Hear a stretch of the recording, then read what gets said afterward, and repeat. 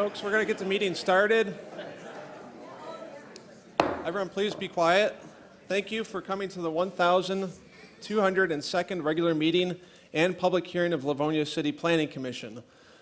I wish to inform all interested persons in our audience that for petitions on tonight's agenda, which involve a question of zoning, the Planning Commission will make a recommendation to the City Council, and the City Council, after holding their own public hearing, will make the final determination as to whether a petition is approved or denied. The Planning Commission holds the only public hearing on requests for preliminary plats and/or vacating petitions. The Commission's recommendation is forwarded to the City Council for the final determination as to whether the petition is accepted or rejected. If a petition requesting a waiver, use, or a site plan is denied tonight, the petitioner will have 10 days in which to appeal the decision in writing to City Council. Resolutions adopted by the City Planning Commission will become effective 7 days after the date of adoption. The Planning Commission and the professional staff have reviewed each of these petitions upon their filing. The staff has furnished the Commission with both approving and denying resolutions, which the Commission may or may not use depending on the outcome of the proceedings tonight. If our Secretary is ready, please call the roll. Mrs. DeNaro. Here. Mr. Bonjero. Here. Mr. Long. Here. Mr. Ventura. Is here. Caremagno is here. Chairman Wilshaw. Is here. Also with us from our planning staff, we have Mark Tormina, we have Jacob Uhazy, and we have Stephanie Reese. Thank you for being here tonight. For the folks in our audience, I know a lot of you probably don't come to these meetings regularly. Welcome to our meeting. We'd like to have you here, and we'd like to hear from you on your opinions on these items. But just to give you a feel for how this meeting runs, we're going to start with each agenda item on our agenda. We're going to go through them in order. And there will be an opportunity for our planning staff to start by presenting background information on the petition. We will then go to the petitioner, have them come forward, and they can present their petition to us for what they would like to do. Then there will be an opportunity for folks in the audience who wish to speak for or against the petition to come forward after hearing from the petitioner. So I'll try to prompt you along in the process so that you know when it's your turn to speak if you'd like to do that. In the meantime, I'm going to ask, obviously, that everybody follow normal rules of decorum. This is a city meeting. We're trying to get business done. There are a lot of people here, and again, we do appreciate you being here. But because of that, we want to make sure that this meeting flows smoothly and quickly. So we don't want a lot of interruptions. We don't want people yelling out from the audience. Any communication that needs to be done with us needs to be at one of the two podiums that's in the front. And again, we'll ask you to go to those podiums when it's appropriate. There are people who also watch these on TV, and they will not be able to hear you if you speak from your seat. The other thing is, I do understand that emotions do get high in these situations, and people do want to applaud and make their feelings heard about each person that comes forward. I ask that you do not do that. Please treat each person with respect that is up here to speak, and we'll do the same for each person that does come forward as well. So just be respectful, and the meeting will flow very quickly. We've done these things before, and we'll make sure that everybody gets their voice heard. So with that, we're going to start with the miscellaneous section of our agenda. That's going to be item number 1. Petition 2022-12-01-02, submitted by the Basilica of St. Mary under sections 13.13 and 13.15 of the Livonia zoning ordinance as amended, requesting to rezone parts of the properties at 18100 Merriman Road and 30600 Brookview Drive, located on the east side of Merriman between Mayville Drive and 7 Mile Road in the northwest quarter of Section 11 from public lands to N2 neighborhood and NM3I neighborhood multifamily, maximum 4 stories. Thank you, Mr. Secretary. This item was tabled at a previous meeting. Do we have a motion to remove the item from the table so that we can address it? Mr. Chair, I'll make that motion. Mr. Chairman, supported by, I heard Ms. DeNaro. We have Caremagno and DeNaro asking to remove this item from the table. Is there any objection from our commission? Seeing no objection, I think we can safely show 6 to remove this item from the table. Mr. Tormina, the petitioner has asked that this item remain on the table for future meetings? That is correct. Okay, and they have asked to make that a date uncertain, to give them opportunity to decide when is best for them to come back to us? That is correct. Okay, thank you, Mr. Toromina. Based on that information, would someone like to make a motion to place this item on the table? Mr. Chairman, so moved. And supported by, Support. all right, we have Ventura and Mr. Bonjero have asked to put this item back on the table for a indefinite date to be determined. And if there is no commenting on tabling motions, if the secretary is ready, please call the roll. Mr. Ventura. Aye. Mr. Bonjero. Aye. Mrs. DeNaro. Aye. Mr. Long. Aye. Caremagna votes aye. Chairman Wilshaw. Votes aye. The item has been placed on the table. Now we move on to item number 2 on our agenda. Item 2 is petition number 2023-06-08-05, submitted by the Blaine Group, requesting approval of all plans required by Section 7.25 of the Livonia zoning ordinance as amended in connection with a proposal to install multiple ground-mounted solar panels in the parking lot of the Cambridge Office Center at 38777 6 Mile Road, located on the south side of 6 Mile Road between the I-275-96 Expressway and Haggerty Road in the northwest quarter of Section 18. Thank you, Mr. Secretary. Mr. Toromina. Thank you. This is a request to amend a previously approved site plan. It involves the installation of ground-mounted solar panels in the parking lot of the Cambridge Office Center. Cambridge is located on the south side of 6 Mile Road. It's just west of the southbound on-ramp to I-275. The property is roughly 9 acres in size. The zoning, as you can see from the map here, is C4 high-rise commercial. Cambridge Center was developed in the mid-1980s. It contains roughly 124,000 square feet. It's a 4-story office building.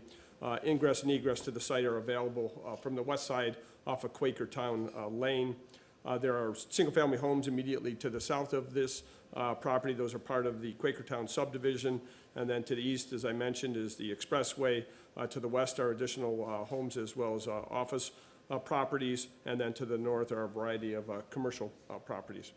This is an aerial photograph showing the property as it exists today. The solar panels would be installed in a portion of the existing parking lot in the southeast corner of the site. The panels would be pole-mounted and approximately 10 feet in height.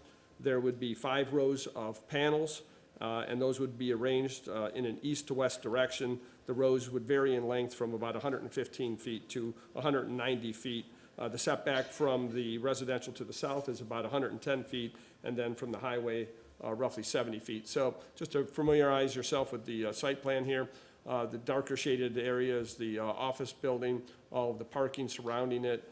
This is the expressway on the right-hand side, and then the solar array system, the solar panels would be in these 5 different rows located here, again, in the southeast corner of the property. When Cambridge Center was approved, the required parking under the zoning regulations that were in effect at the time required 496 parking spaces. Today, the ordinance is more flexible and allows parking based on studies performed by the Institute of Traffic Engineers. For general offices, the Institute of Traffic Engineers studied 148 buildings, which showed that the average parking ranged between 2.28 and 2.5 spaces per 1,000 square feet of office space. So if we use the higher of those two numbers, the 2.5 spaces per 1,000 square feet, that would require 310 parking spaces. In order to accommodate these solar panels, about 140 spaces would be removed. That would leave 330 regular spaces and 16 handicap spaces. So what that suggests is that there still would be sufficient parking on the site with the installation of these panels. There are a number of special requirements as they pertain to solar panels. One is a limitation on the production. It's limited to 10 kilowatts, and what they're proposing is 150. So this is, even with the additional output, it's only enough to accommodate about 1/3 of the building's needs. But that provision will have to be waived by City Council. There's also requirements for setbacks for the solar panels. Those have to meet the same setbacks as the building. That is the case here. It does meet those minimum required setbacks. There's also a requirement for landscape screening. Along the south side of the property, there is a green belt buffer on about a 3 to 4 foot high berm. That buffer is in relatively good condition. Those are mature trees that pretty much exist along the south side of the property, and there's no changes proposed to that. There are two other requirements, one for a performance guarantee and liability insurance. However, those will be dealt with at the time permits are issued, should this item move forward. And then lastly, there is a requirement for a sign-off by the utility company, in this case DTE, but since this system would not be tied into the grid, that is not required in this instance. I will point out that you have a revised plan before you. An issue was raised at the study session relative to safety. Fence has been added around the system, additional bollards placed at the end of the aisleways that border that. So that issue hopefully has been addressed to your satisfaction. And with that, Mr. Chairman, I will read out the correspondence. Yes, please.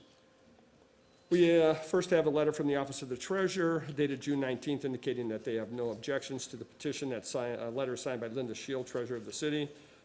We had a letter from our Finance Department indicating that they were past due bills in the amount of $60. However, those have been paid in full, so that is no longer an issue. Next is a letter coming from the Inspection Department dated July 18th that reads, the petitioner does not provide fencing and/or barriers around the proposed ground-mounted solar panels in the existing parking lot. This should be addressed for safety purposes.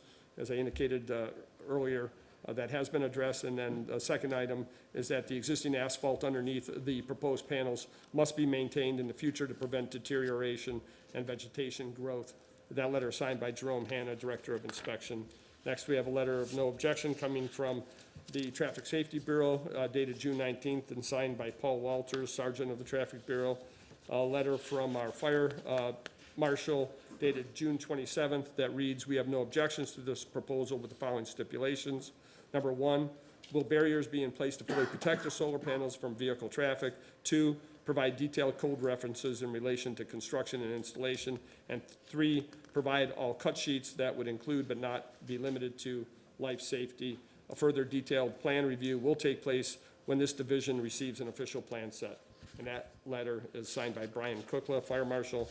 And lastly, we have a letter from the Engineering Division dated June 19th that reads, the existing parcel is currently serviced by public sanitary sewer, water main, and storm sewer. Per the submittal, there are no planned alterations to the sanitary sewer and water main services, so we do not expect any impacts to the existing systems at this time. That letter signed by David Lear, Assistant City Engineer. And that is the extent of the correspondence. Thank you, Mr. Tormina. Is there any questions for Mr. Tormina from any of our commissioners? No questions. Petitioner, I believe, is in the audience. Please come forward to one of our podiums. Good evening, sir. Good evening. We'll ask you to start with your name and address for our record. Stan Klein, 9945 Hillcrest, Livonia, Michigan. Thank you. And what would you like to tell us about this proposal? Just if you approve us, we can start building. Okay. But it's really only going to take, it's going to supply 30% of our power for the building. As all of you know, you've probably been through our lots. We take care of our lots. So there should be no questions about any kind of vegetation growing around it, or upkeep. We're always on top of it. All right, excellent. Let's see if we have any questions for you from any of our commissioners. Any questions for our petitioner? Mr. Just Bonjero. one quick question. It looks like most of the parking lot, probably half of it doesn't get used. That is correct. That whole area, we actually barricade off in the winter, so we don't plow it. Okay. And that's been like that for 15 years. Is there any future plans to expand on the solar panels, or? No, there's no future plans. Okay, thank you. You're welcome. Thank you, Mr. Bonjero. Any other questions for our petitioner? Mr. Long. Just for my personal curiosity, I'd like to understand how it works. I keep hearing how it's going to service 30% of the building. So do you just identify a floor, and is it reliable enough to always do that? Is there a transfer switch? Can you take me to the specifics of how it works? I really don't know that part of it. We don't have our designer here who designed it, but pretty much it's just going to power. It's going to be some kind of transfer switch but besides that, I don't know. Okay. All right, I guess my curiosity will have to stay out there. Thank you. All right, thank you, Mr. Long. Any other questions for our petitioner? Mr. Chair, Mr. Caremagno? I've got a couple of questions. Is there gate access to get into this area? I don't see where there's a gate listed. There will be a gate for maintenance, Man gate, something 3 foot wide, 4 foot wide? big enough to drive a vehicle through, probably. Where's that on the plan? I don't think that was actually placed on the plan yet. We were going to see how things went today and see where you'd like it, if it had anything to do with the zoning. Okay, so there'll be a gate, the gate will be locked? It'd be I locked at assume? all times unless you need service. Okay, and then the power from these solar panels to the building, I'm assuming that'll be underground trench power? That's correct. Okay, will there be any lighting in this area? We have pole lights on site right now. All the pole lights will be staying on. Okay, thank you. You're welcome. Thank you, Mr. Caremagno. Any other questions for our petitioner? I don't see any other questions. Mr. Klein, I do have a couple of questions.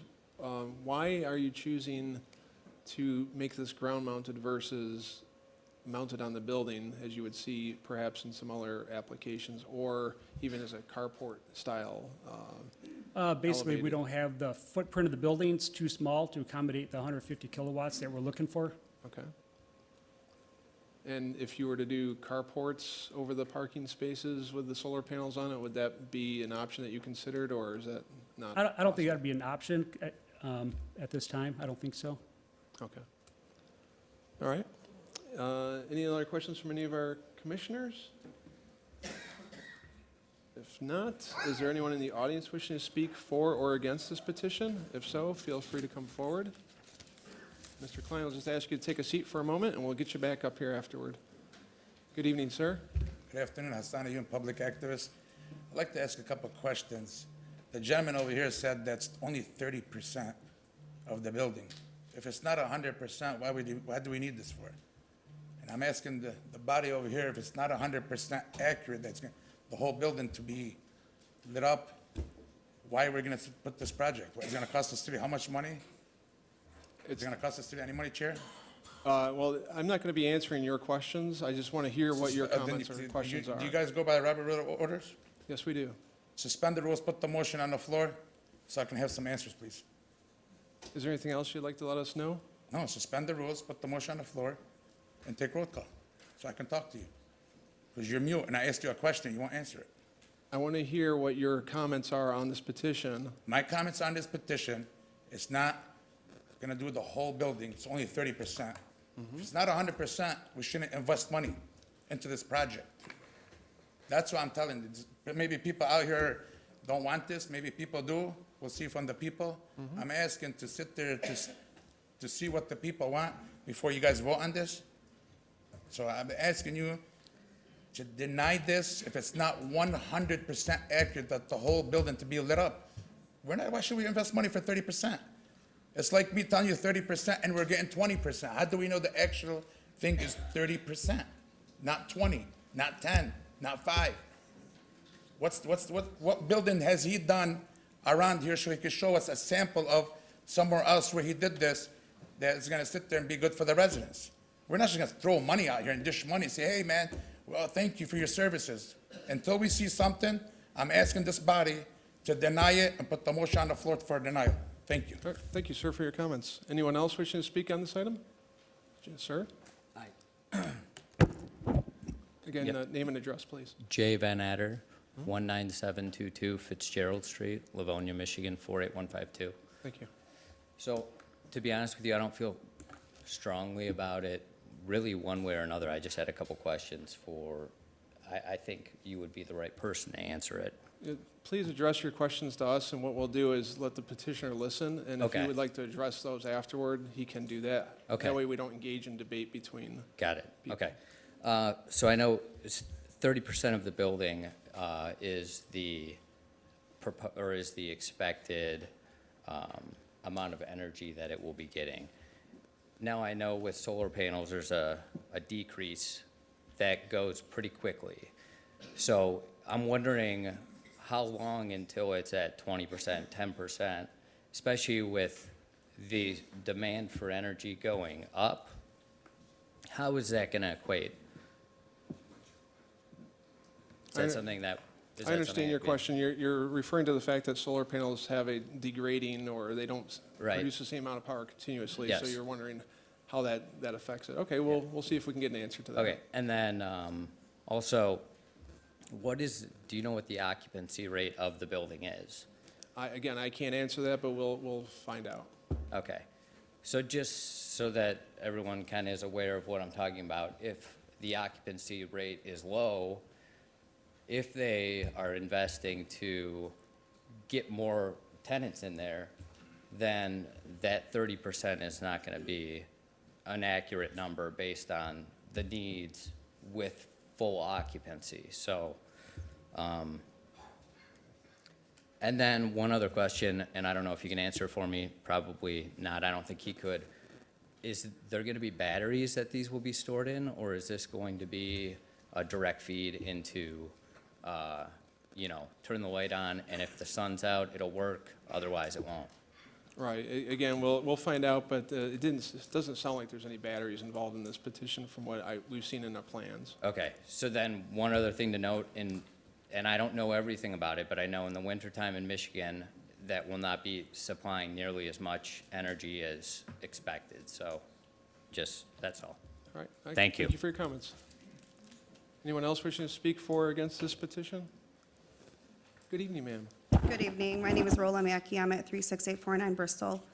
And my question to this body is, how do we plan on disposing of the batteries that are used to power the solar lights? I understand that that could potentially in the future come from taxpayer money. So what is the current process for disposing the batteries, which I believe are lithium? Because I know there's a proper way of doing it. And I just want to know if this is going to come out of taxpayer money or from the petitioner's money. All right, we'll see if we can Thank find you. out for you. Thank you. Anyone else wishing to speak for or against this petition? I don't see, there's one more gentleman coming forward. Thank you for letting us know.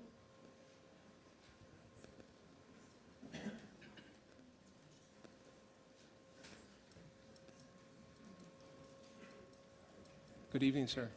My name is Jack Parr, live in Livonia, 30188 Vassar. Thank you. Been here about 30 years, and I'm in the real estate business. I appraise both commercial and residential, and I've been licensed in the real estate business for like 56 years. A couple questions I have. Sorry, I forgot to put my ear helpers in, but my question has to do mostly with the apartment side. Did I hear right that there's going to be a 4-story multiple? I think Story you're on the wrong petition, sir. Pardon? Everyone, please remain quiet.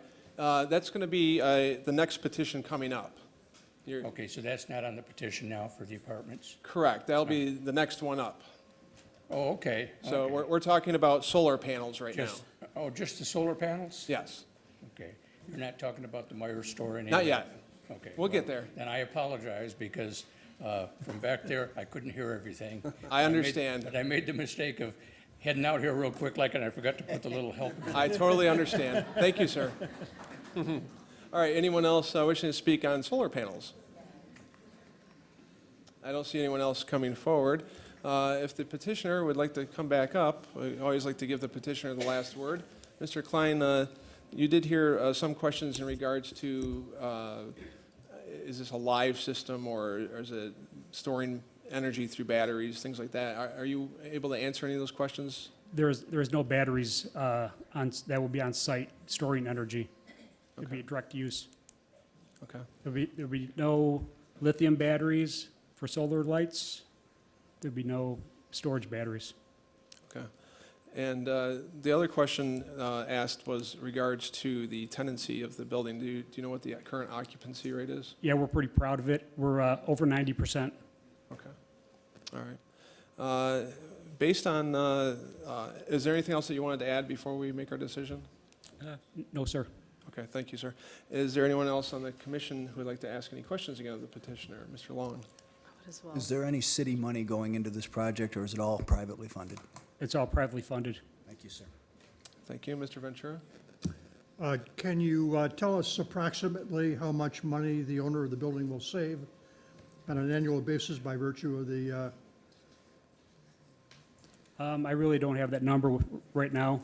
I don't know, I don't have those numbers. okay? And do you know what the longevity of the solar panels themselves is? Yes, 25 years. 25 years. Thank you. You're welcome. Mr. Chairman. Thank you, Mr. Ventura. Any other questions from any of our commissioners? If not, I think we're all set. Thank you, Mr. Klein. Thank you. At this time, a motion would be in order. I'd like to offer an approving resolution. Mr. Naro, go ahead. The request to install an array of ground-mounted solar panels in the parking lot of the Cambridge Office Center at 38777 6 Mile Road is hereby approved, subject to City Council approval and the following conditions. 1, this approval is subject to the City Council waiving the requirement of Section 7.25B, which limits the total system production to 10 kilowatts. 1. 2, the drawing entitled Site Plan with Solar Array Location identified as sheet number S1 dated July 19, 2023, prepared by James Blaine Associates is hereby approved and shall be adhered to. 3, the array of ground-mounted solar panels must be fully enclosed with fencing and protected with bollard posts as shown in the above referenced plan, with the type and height of fencing subject to the approval of the inspection department. 4, the petitioner shall submit for approval by the inspection department an ongoing maintenance program for the existing asphalt within the fenced-in confines of the solar panels. 5, in accordance with Section 7.25C and 7.25D of the zoning ordinance, the building permit application for the solar energy system shall include a performance guarantee and proof of sufficient property damage and liability insurance. 6, that the specific plan referenced in the approving resolution shall be submitted to the inspection department at the time permits are applied for. And 7, pursuant to Section 19.10 of ordinance number 543, the zoning ordinance of the City of Livonia, this approval is valid for a period of 1 year only from the date of approval by City Council, and unless a permit is obtained, this approval shall be null and void at the expiration of said period. Is there support? Support. All right, we have a motion by Ms. DeNaro, supported by Mr. Bonjero to approve. Is there any discussion on the motion? Mr. Chairman, Mr. Ventura? I wonder if the maker would entertain an additional condition, which would be to require the petitioner to work with the planning department and the inspection department to install landscaping in accordance with the requirements of Section 7.25B2 of the ordinance, number 1. Number 2, to repair any unrepaired paving in the area of the solar panel field. And number 3, to make sure that there's a gate installed of sufficient size to allow vehicular traffic to enter and maintain the pavement and landscaping in the future. Yeah, absolutely. Great. All Thank right. you. The maker is okay with that? The supporter is okay with those edits? All right. Mr. Tormina, you understand what's being asked? Very good. Is there any other questions or comments on the motion before we take our roll? I don't see any. If the secretary is ready, please call the roll. Mrs. DeNaro. Aye. Mr. Bonjero. Aye. Mr. Long. Aye. Mr. Ventura. Aye. Caremagno votes aye. Chairman Wilshaw. Votes aye. Motion passes. We'll go to City Council with an approving recommendation. Thank you for coming tonight. That takes care of the miscellaneous section of our agenda. We now move on to the public hearing section of our agenda. This is the section that most people in the audience are probably interested in. The first item, number 3. Petition 2023-06-02-07, submitted by 7 Mile Farmington Venture LP, requesting special waiver use approval under Section 5.02 of the Livonia zoning ordinance as amended to develop a planned general development consisting of 75,239 square foot Meyer grocery store and a 4-story multifamily residential building containing 199 apartment dwelling units on the property at 33500 West 7 Mile Road, located on the southeast quarter of Section 4. Thank you, Mr. Secretary. Mr. Toromino. Thank you, Mr. Chairman. Again, this is a request for special waiver use approval to redevelop the former Kmart site at 7 Mile and Farmington Roads. The proposed planned general development would involve two primary land uses: retail commercial, which is referred to on the plans as the Meyer phase, and multifamily phase, which is referred to as the Point. The property, about 16 and a half acres, in total, fronts on both 7 Mile and Farmington Roads. The zoning, as you can see from the map, is C2 General Business, which does allow for planned developments as a special waiver use under Article 5 of the city's zoning regulations. Originally developed in the early 1970s, the site included a 94,500 square foot Kmart store, a 20,000 square foot Kmart food store, which later became a TriStar furniture store, a 4,800 square foot garden center, and a separate 48,500 square foot multi-tenant retail building, which was referred to as a 7 Farmington Center. Bordering the site to the north is a McDonald's, Zone C2, and single-family homes that are a part of the Windridge Village subdivision, zoned N2 neighborhood. The future land use map shows this site and the commercial properties surrounding it as a mixed development center. Generally stated, mixed development centers provide higher density, mixed-use cores of activity. The intent is to create walkable neighborhoods and provide gathering spaces.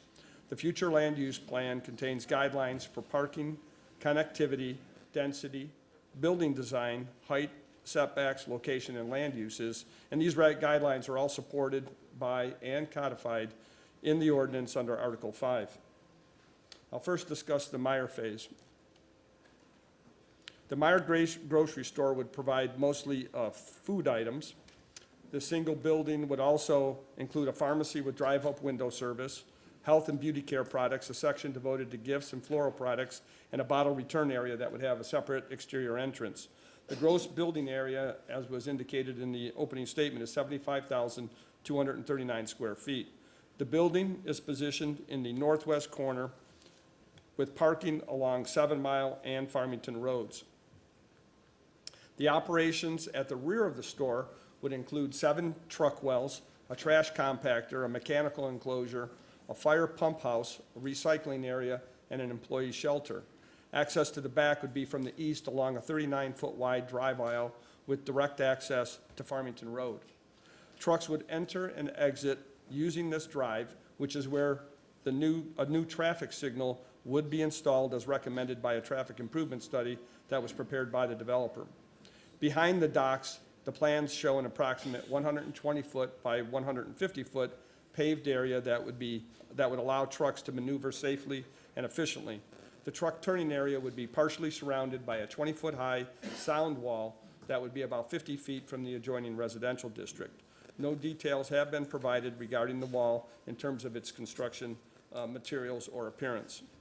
In addition to the sound wall, 12 to 14-foot high walls would be erected at the east and west ends of the truck wells, as well as the trash compactor. Access to the rear would also be available along the west side of the building, where the plan shows a 27 to 33-foot wide drive aisle. So let me just familiarize everyone with the layout. So we're looking at about half of the property at this point, a little bit more than half of the site. This is the easterly side of the property, with the footprint of the Myers shown here. Farmington Road is located on the right-hand side of the drawing. 7 Mile is located on the south-hand side.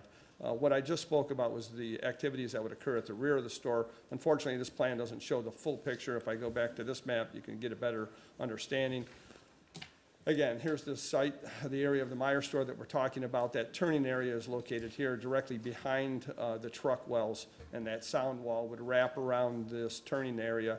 The drive aisle, the 39-foot wide drive aisle that I mentioned, where ingress and egress would be provided to the rear of the store, is located here along the north side of the property, bordering the McDonald's. It's the way it currently exists to get to the rear of the Kmart store, and this is the intersection directly across from Gable Street, where the proposed light would be installed.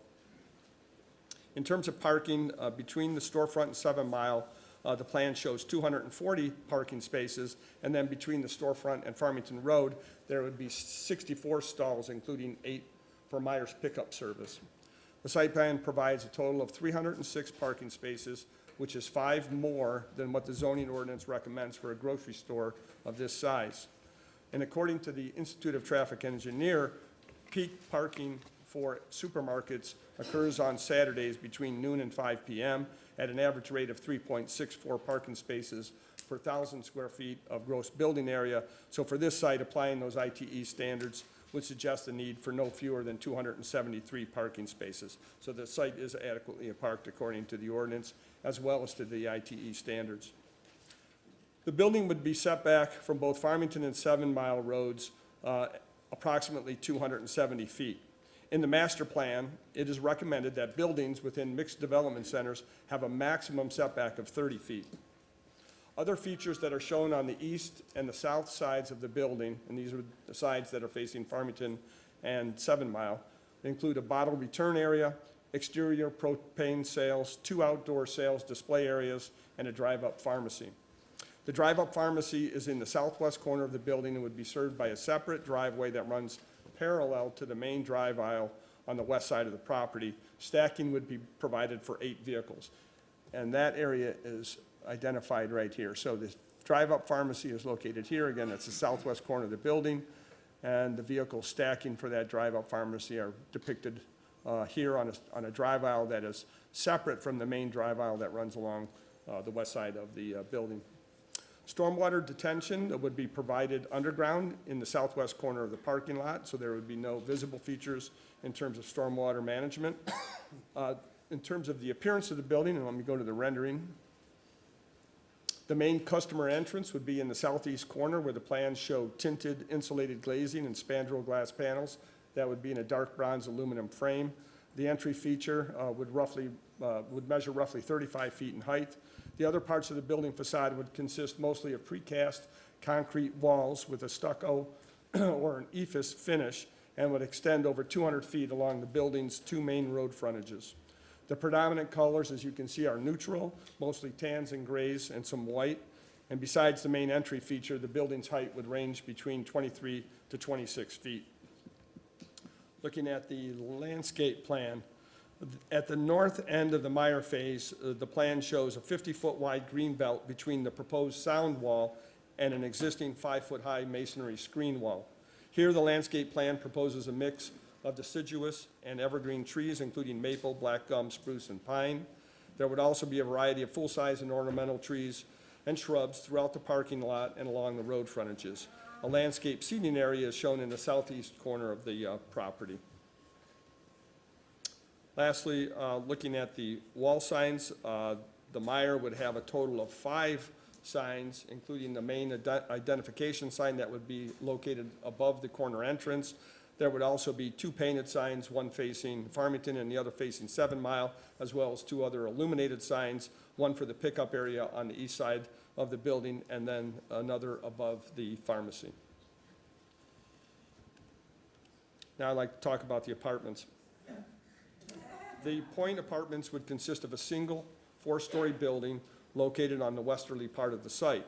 The land area devoted to the apartment phase is 6.8 acres with 475 feet of frontage on 7 Mile Road. Each floor of the building would total about 56,569 feet. The gross floor area altogether would be 226,276 square feet. There would be 91 one-bedroom units, 107 2-bedroom units, and 1 3-bedroom unit for a total of 199 apartments. This is approximately 62 units more than what the master plan recommends, which is 20 dwelling units per acre. A typical bedroom, 1-bedroom unit would be about 686 square feet, and a 2-bedroom unit would total 1,008 square feet. The units would include patios and balconies that would measure 8 feet by 12 feet. Other common amenities within the building include a lounge, a gym, and event space. This is a C-shaped building. It would create a central courtyard, as you can see, as well as a common area, and within that common area there would be a pool house, and a fenced dog run area. From 7 Mile Road, the setback of the building would be 90 feet. The apartment building would border single-family homes along the west and north sides, and at the closest points, the building would be 91 feet and 100 and 3 feet from these property lines respectively. Most of the building would reach a height of 50 feet 6 inches. The front entry feature located in the southeast corner would be slightly taller at 58 feet. For access, there would be 2 entry points along 7 Mile Road plus a third internal connection to the Meyer phase. Both drive approaches along 7 Mile Road would be 25 feet wide. This is sufficient for 2 lanes of traffic, 1 for vehicles entering and 1 for exiting. Vehicles would have the ability to circulate 365 degrees around the building. Under section 9.05, the minimum required amount of parking for an apartment complex, for this apartment complex is 399 parking spaces. But looking at the ITE standards, the average peak parking rate for multifamily housing is about 1.2 spaces per unit, which translates to the need for 243 spaces.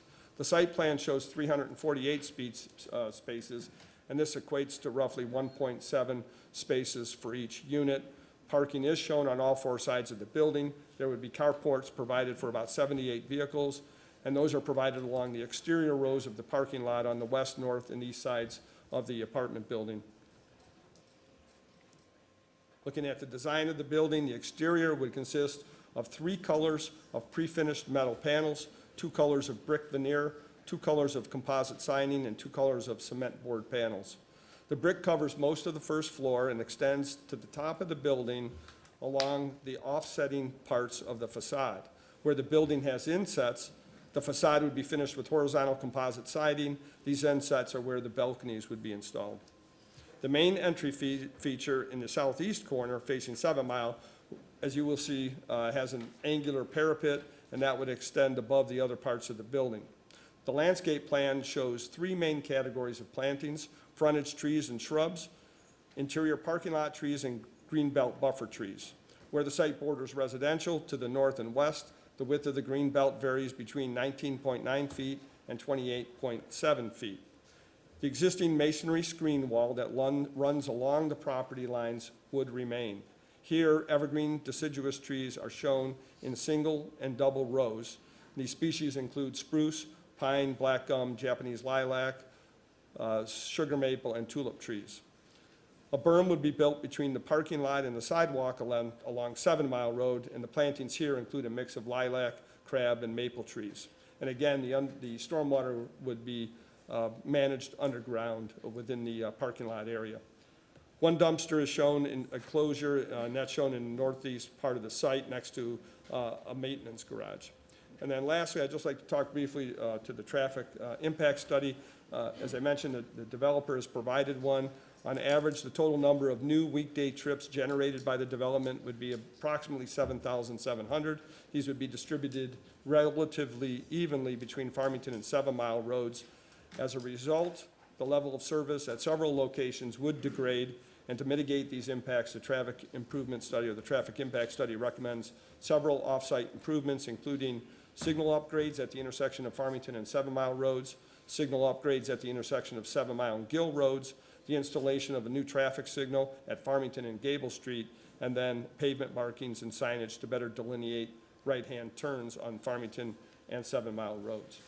With that, Mr. Chairman, I'd like to read out the correspondence. I will not read all of the correspondence. As you know, we received multiple letters from residents on this. I'll just reference those. You have, the Planning Commission has copies of all of those letters. So what I'll read now is just the departmental correspondence. Yes, please, I do appreciate that. We'll just read off the departmental correspondence, and then I'll address the other letters we received after. Thank you. Thank you. This first letter is from the Engineering Division dated June 21st, and it reads, the existing parcel is currently serviced by public sanitary sewer, water main, and storm sewer. The submitted drawings do not include information on revisions to the services or projected usage, so we cannot comment on any impacts to the existing systems at this time. The proposed development will be required to meet the Wayne County Stormwater Ordinance, and per the submitted drawings, stormwater detention is indicated, but we will need to go do a thorough review of the plans once they are submitted for permitting. It should be noted that the developer will need to obtain permits from the Wayne County Department of Public Services for any work within the Farmington Road or 7 Mile Road rights-of-ways. And that letter is signed by David Lear, Assistant City Engineer.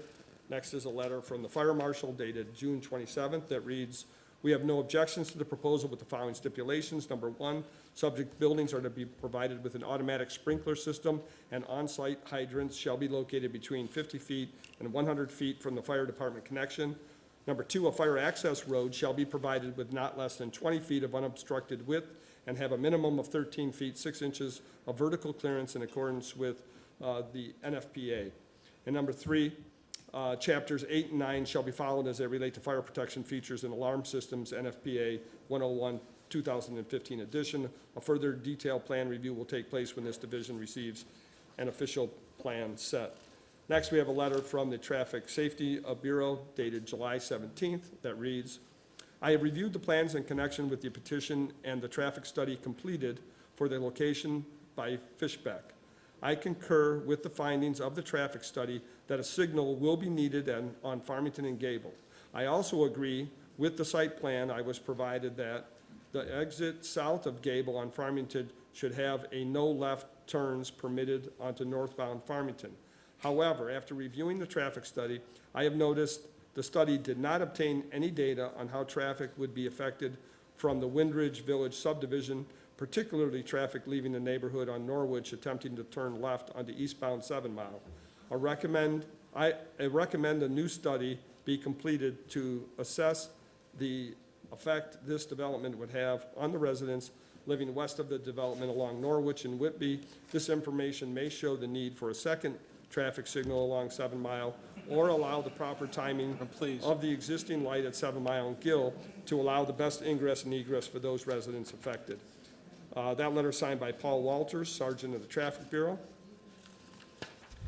Next is a letter from the Inspection Department dated July 18th that reads, 1, the barrier-free parking spaces and access aisles shall be sized and marked in accordance with the current Michigan Building Code and ICCA 117.1.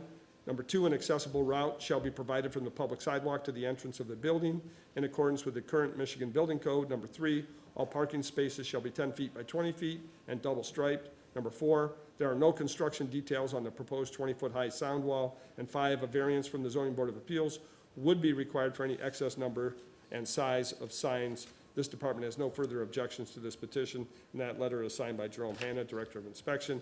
Next is a letter of no objection coming from the Department of Finance dated July 14th and signed by Connie Cumpula, Chief Accountant.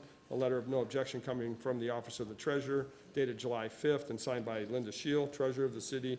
And then lastly, a letter from the Assessment Department that indicates that the parcel in total is 16.54 acres and would need to be split to develop the 2 structures.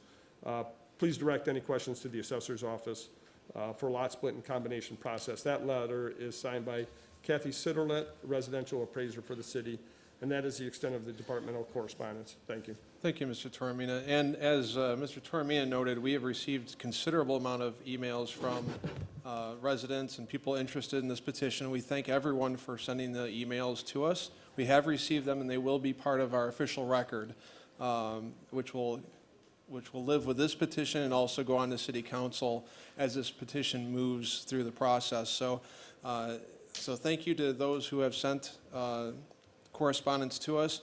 We can't read them all out because of the sheer volume of them, but needless to say, we have all received them and we have read them. So thank you again.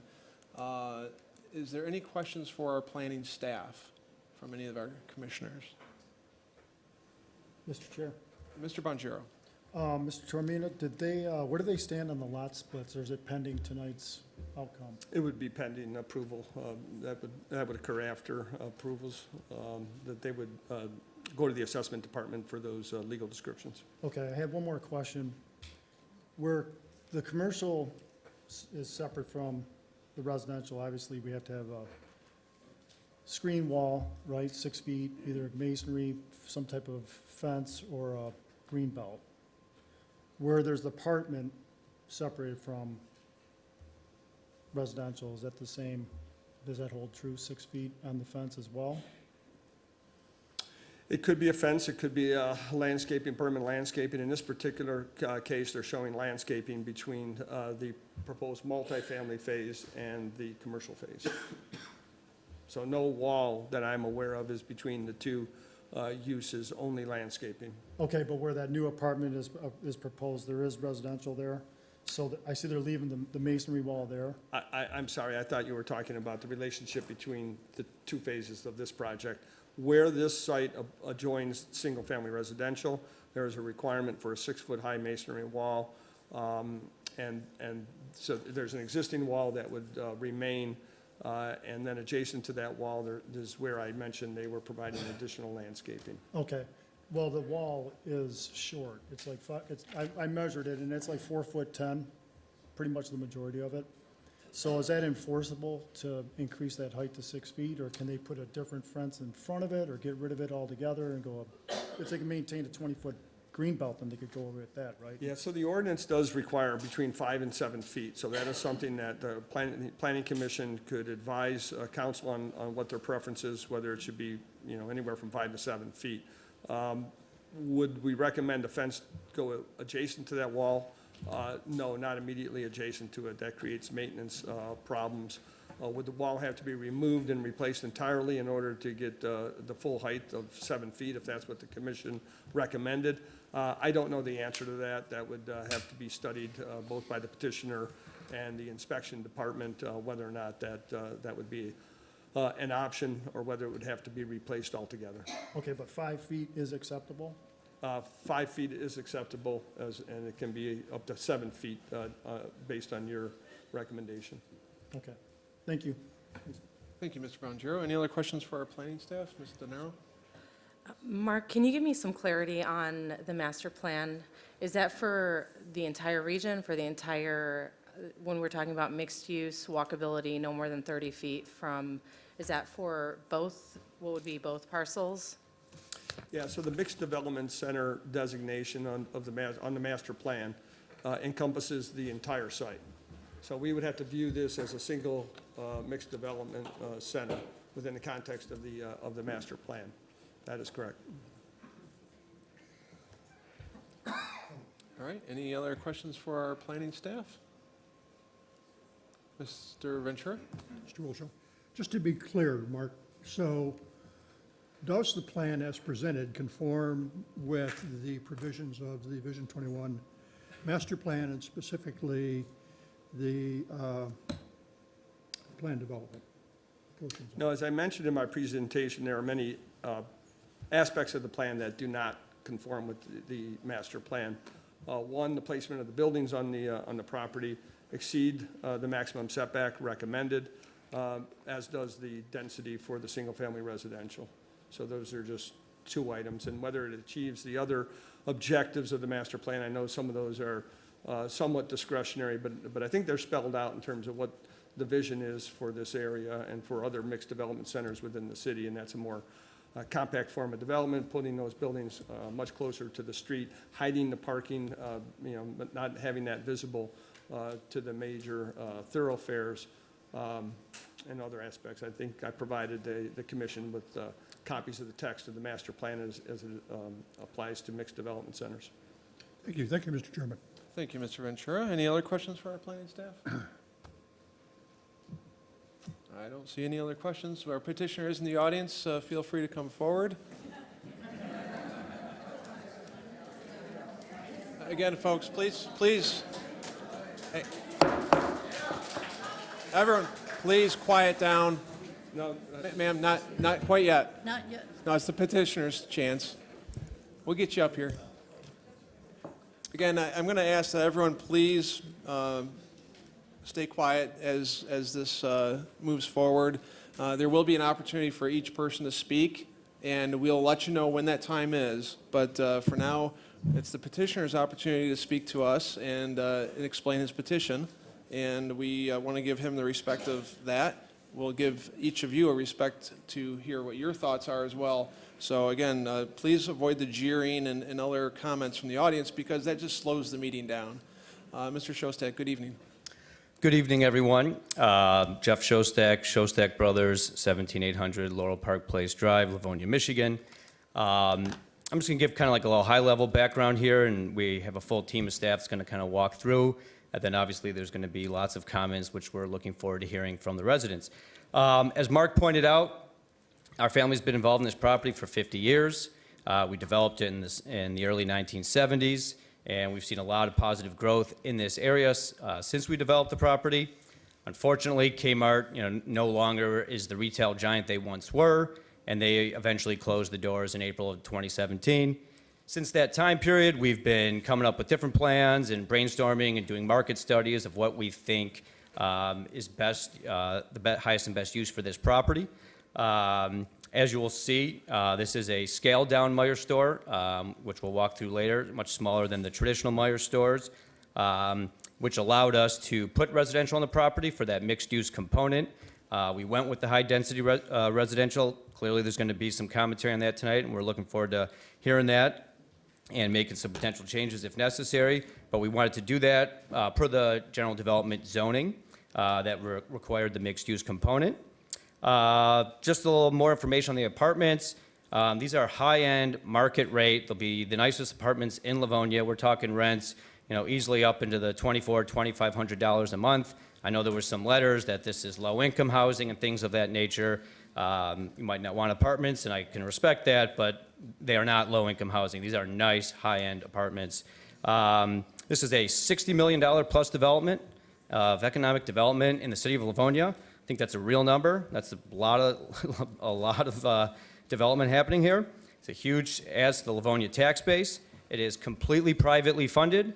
We're not asking for any tax abatements, no incentives. This is completely privately funded by the Shostak family and Meijer. And the people living in these apartments, these are not inexpensive places to live. These will be good people with good jobs. These are not, whatever you might think would live in that, in apartments. So with that, I'm going to hand it off to Dave Johns from my team to kind of walk through the presentation. And obviously, we're looking forward to hearing all the feedback from the commissioners as well as the residents. Thank you. Thank you, sir.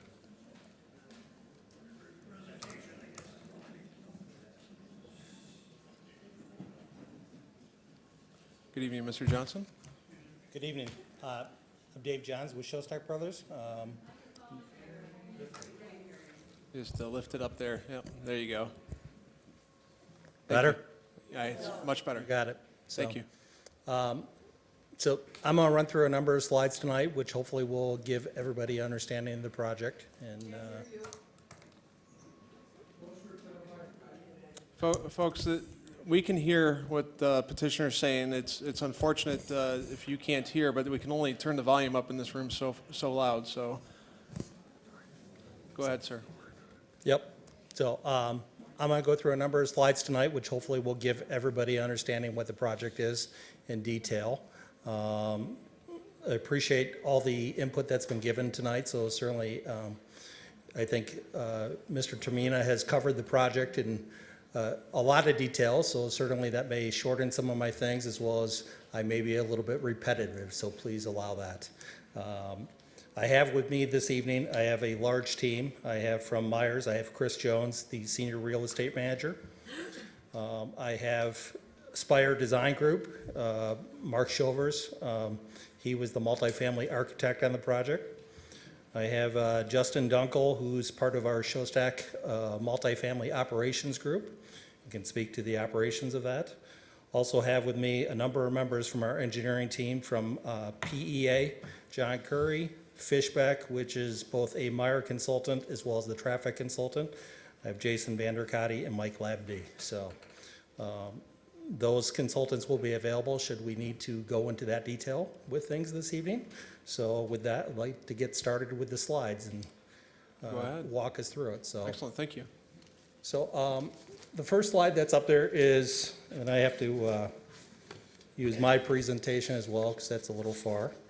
The first slide that's up there is just a vicinity map. It identifies the local parks in the area. Bicentennial Park is to the west, which we believe is walkable from the site, just straight down 7 Mile Road, as well as other parks in the area. There's 4 schools in the area. The schools that are shown on this exhibit here are Webster and Coolidge Elementary School, Riley and Holmes Middle School, as well as Stevenson High School. So we believe those would all be bused students from the multifamily. So just give you a general indication. Next slide. This is the aerial from 1976. As this center was developed in 1973. Just kind of want to give a quick historical perspective. In 1973, when Kmart Corporation came forward and Shostak came forward to develop the overall property, there was a lot of vacant land behind it, currently occupied by homes. We understand that, but at least this gives an understanding of what the area looked like in 1976. McDonald's was not there to the north yet. They didn't come till between 1984 to 1987. I don't have the exact year, but I know the time frame based upon aerial photo research. So, next slide. This is a aerial from today, current times. It shows the existing Kmart building, which is, as Mark indicated, it's roughly 120,000 square feet, which included a 100,000 square foot Kmart, a 20,000 square foot, which originally started as a grocery store. It became a furniture store. And then what we refer to as the West Retail Building, which is another 48,000 square feet, which was mixed use at the time. Had a lot of local ownership and operators in there. There was men's and women's apparels, there was Hallmark stores, there was Save on Drugs, there was even a Bonanza steak restaurant in there, so, as well as some local doctor's office. So certainly times have changed since 1973, but just to give a little perspective. The red line that's shown on that plan, if we could jump back to that, there we go. The red line that's shown on the plan is basically the bisecting line between the Meyer phase to the east towards Farmington Road and the multifamily phase to the west. So, next slide just gives a perspective of the two overall buildings as they would look in relationship to the site if viewed from a bird's eye view from 7 Mile and Farmington Road. You can see the Meyer is set back off the corner quite a bit with the parking in front, but still reasonable walking distances, and we can talk about that a little bit more later. So, and then the multifamily closer to the 7 Mile frontage with just a single aisle of parking around and parking on both sides adjacent to 7 Mile. So that just gives a perspective of the two buildings in bird's eye. So, next slide. A site aerial rendering from the rear of the site. So basically, if you were above the Windridge subdivision with the bird's eye view, it gives it the shape of the building. The back of the Meyer operation, which you can see in there, the loading dock. I appreciate you pointing those out for us, Mark. So the loading dock area, the sound wall that's adjacent to it, as well as the 50-foot green belt that's behind that sound wall and additional plantings that will be put in there.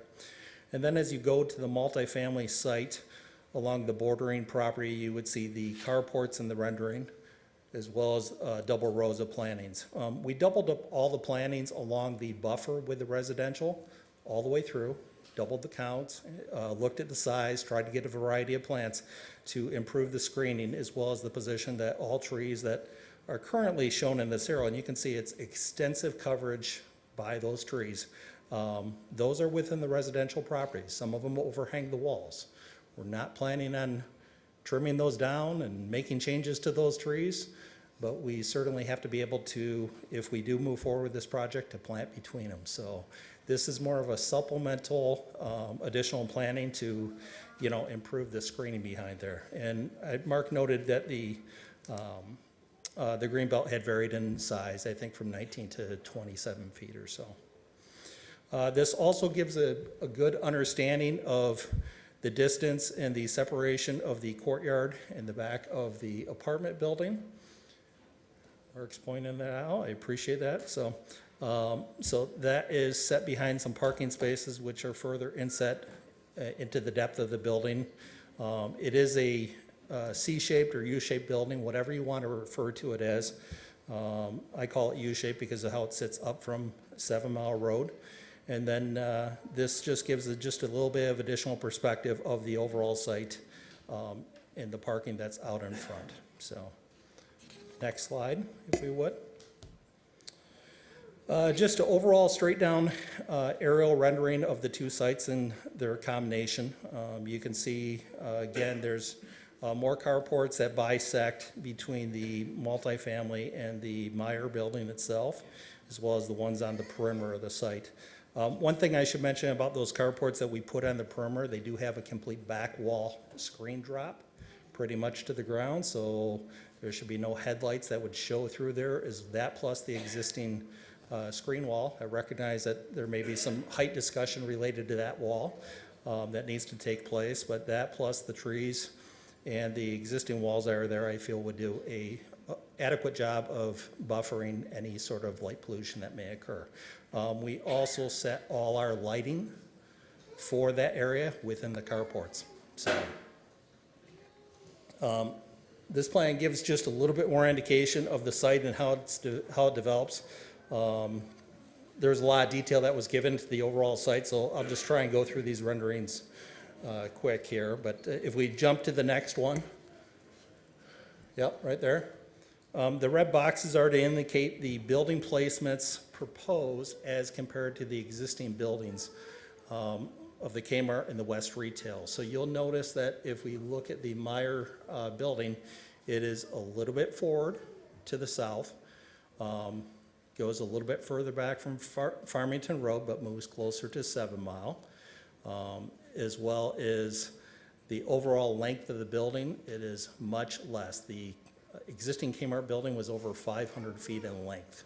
So this building is recessed inside there. So the multifamily building, the west wing of the multifamily building is pretty close to where the West Retail was. It did shift east a little bit, shifted south a little bit, but those distances are probably, I'd say they're 15 feet. So, and that's just our approximation, but this is accurate, kind of gives you the view of where the buildings are placed. So,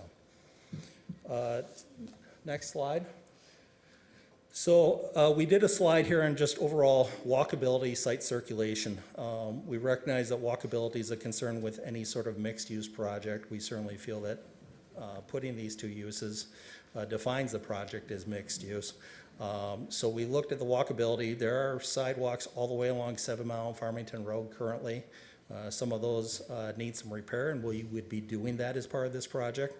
Plus, we'd have walkability with sidewalk circulation all the way around the multifamily building, and then 2 connection points out to 7 Mile Road. We'd also have a connection point that cuts across to the Meyer front sidewalk and along the sides, and then continues on with a connection out to Farmington Road as well as to 7 Mile Road. This plan also shows that we just have 3 seating areas that are proposed on the overall project. There's one in front of the Meyer entry doors. There's one next to the multifamily main entry. And we'll see that here as we go through some more renderings. And then the corner, 7 Mile and Farmington Road, there is some area there where we came up with a community seating area. Certainly, there's plantings there now. I don't want to say that there's not. We've maintained the original green belts that are along the areas, but we updated all the plantings. So that we've certainly made some improvements with the community seating area. I think you'll see that appear in some of the renderings. So, next slide. So the top elevation is taken from 7 Mile and Farmington from the corner. It gives you a perspective of both the Myers building and its main entry. Everything is focused towards 7 Mile and Farmington, towards the main intersection. You can see the seating area in front right there at the corner, right behind the sidewalks, and kind of like a crescent-shaped sidewalk that wraps the 2 sidewalks together. And obviously, you know, we think that'd be an attractive feature for the end project here. And then you can see the multifamily project in the distance. What you see on there, you kind of see a point on the corner of the building. That's the main entry for the multifamily, and we'll see that as we get further into the floor plans. So that's where the leasing office will be based out of. That's where all the community rooms would be based out of, is off of that corner. So all the activity is off of that southeast corner of the multifamily building itself. So, and then the rendering below is pretty much a straight-on view, a little bit angled northeast, looking into the site from 7 Mile. So it gives you a perspective, kind of, you're looking at the west wall of the building at the corner and looking down down the facade length. So we'll talk about architecture in a few minutes here, so. Next slide is overall site plan. I have that so that we could get into some of the details. I will look at my list because I know that a lot of detail was covered related to that site plan. So just to speak a little bit about Myers first. Myers has significant community involvement in history in Livonia, as you know. They've operated a 200,000 square foot plus super center at Middlebell and 96 for many years. So they're familiar with Livonia. The store that they're proposing here, grocery only. The groceries focus on a family's daily needs, and that's what it's geared towards, the size of the grocery is the daily needs. It would include fresh meats, prepared food options, seafood, high-quality produce, bakery items, deli, and beverages. They are pursuing a SDM license for beer and wine, so that will be later on this evening. And then health and beauty, floral, and then digital order and grocery pickup. So on this site plan, if we kind of look at the east side of the building here, just a little bit related to the site, there is a area where there's basically 65 or 58 parking spaces orientated towards Farmington Road. And then there's directly north of that, there is a grocery pickup area for 8 vehicles to pull in that have pre-ordered their groceries, have separate ease access from the north driveway on Farmington. Both of these driveways that are on Farmington are basically in existing locations right now. They're as Kmart used the driveways, so you're familiar with those. And we do propose the signal as was indicated at the north driveway. So we did complete a traffic study for the project. Wayne County has reviewed the study and they're in support of the traffic signal. So we would look to follow their recommendations as we get more further on in the process with them. But they have reviewed the study, they support the signal, as well as they've viewed all the driveway connections on both 7 Mile and Farmington. So a little bit more related to the plan, there is a cross-connection driveway that occurs, thank you, between the multifamily project and the parking that wraps around it and the Myers site and the parking that's directly adjacent. So you can make the cross-connection directly from the multifamily into the Myers site, and we think that certainly benefits the residential portion of the project. So other things, there is, as noted earlier, there's 240 parking spaces in the parking field south of the facade that faces 7 Mile Road. So the truck docks that are in the rear, which is encompassed by some sound walls that basically were studied by an acoustical consultant to meet ordinances, to be very restrictive.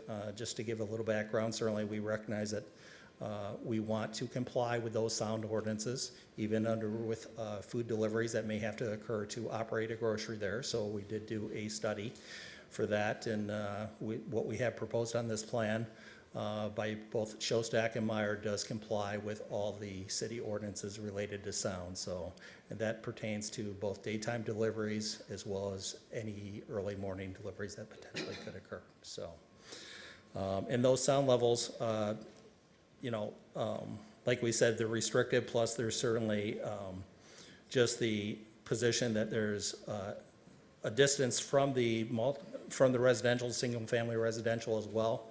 So the placement of that was very sensitive to maintain some landscaping buffer around that and to try and green that up as much as possible on the north side of that wall. So as it relates to the multifamily project, just since the site plan's up there, there's 348 parking spaces that circulate the site. And they're basically balanced all the way around the building with a small area that goes to the north and basically the northeast corner of that site. So Let's go on to the next slide. So our landscape plan related to the Myers, I believe Mr. Tamina has covered that very well. Certainly, we're in compliance with what we believe is the entire landscape position of the ordinance for the site. So you can see a lot of extensive plantings. The existing berm, there's a short berm that's basically buffers this site from 7 Mile and Farmington Road. We've maintained that berm, just replanted the trees. So, and then you can see there's a number of trees distributed throughout the site. So any of the lands, I would say the majority of the islands are landscaped. There's a couple that maybe don't have trees in there, but they're still green. So, next slide. It's just a perspective of the site to distinguish just the green space as compared to the pavement areas. So you'll also note, and I think that it was covered as well, that there is a drive-through pharmacy on this site that is on the southwest corner of the building there, and the drive lane that stacks back for a couple cars if needed, if they happen to be there, so that they can circulate and pick up their prescriptions. So on the east side of the building, there is a bottle return and a cart entry as well. So you'll see those in the elevations as we go further into this. Next slide.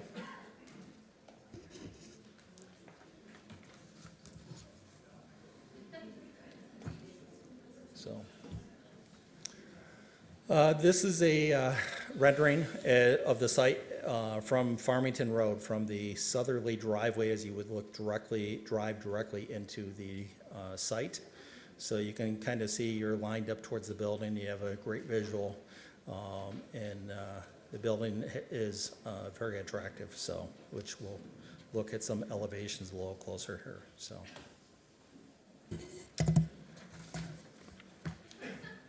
Enlargement of the front entry. The front entry is all glass, all lit.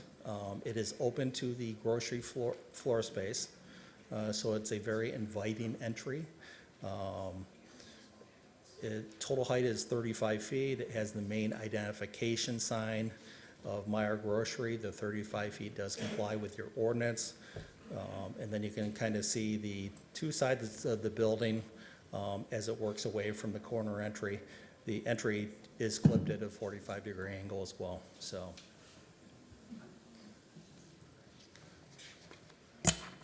next slide. Perspective of the site from the back entry, which is the north driveway on Farmington Road. Kind of gives the perspective of what customers would see as they would drive in towards grocery pickup. Which is the main reason we did this rendering, so you could see how that circulates. You can see that there is a sign above the doors that say pickup. That's on the east side, far north corner there.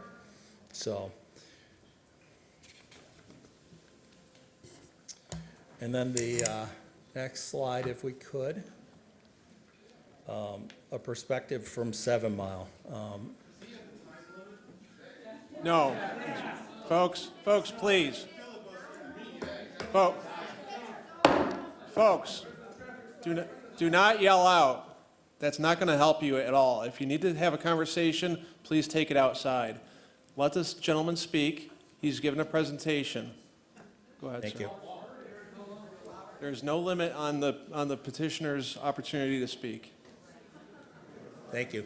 So, another perspective from 7 Mile, which you can see there are a monument sign in the rendering. We have 2 monument signs that are proposed for Meyer. They're both under 8 feet in height. They're one at each entry drive. You can see one shows up well in the rendering here. And then because this is the south facade, it gives a perspective that of the pharmacy drive-up window position to the site. And you can see there's a signage above that as well, so illuminated. This also just gives a perspective, quick perspective of some of the site lighting. All site lighting on the Meyer site is fully compliant with your ordinance, under 20 feet in height, including the base. So,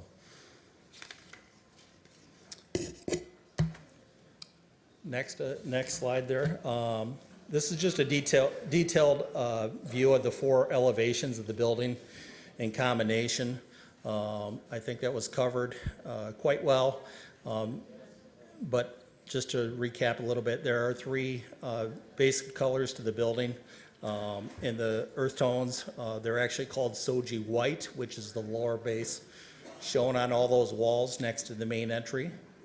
And that is with one pattern, pretty much in a modular brick pattern. So it looks like brick once it's painted. Above that is a standing seam or a vertical reveal, which is a color called Tony Taupe, so, which is of a beige tone. And then to the right of that, if you look at the top elevation there between the customer pickup area and what shows is the bottle drop-off area. The solid wall in there is it is an ephes pattern in the color of Griffin, so it's kind of a deep brown. So all of the window framing is dark bronze. The glass is tinted. There are architectural canopies above the main entry, as well as the east side of the building and the south side of the building, running the distance along anywhere where you see the drive-through pickup, as well as above the bottle return, as well as above the 3 windows that see into the store. They're actually covered with film to the left side of the main entry there. So, and then this gives the perspective of just the colors as they apply to the rest of the building. So they carry around the back sides and the west side of the building as well. So. Next slide is just the departmental floor plan, which I think was covered in pretty good detail. Just to focus, the main entry is shown on there. The customer service is where the windows are that are covered with film that I just mentioned on the south elevation. The pharmacy drive-through, that's on the south elevation, also on the west corner. And then on the east side of the building, the bottle return and the cart storage area, and then the pickup area and team member entrance to take groceries to the car. So there is also some outdoor sales area that's shown on the site plan within the sidewalk area directly against the south face and east face of the building. So.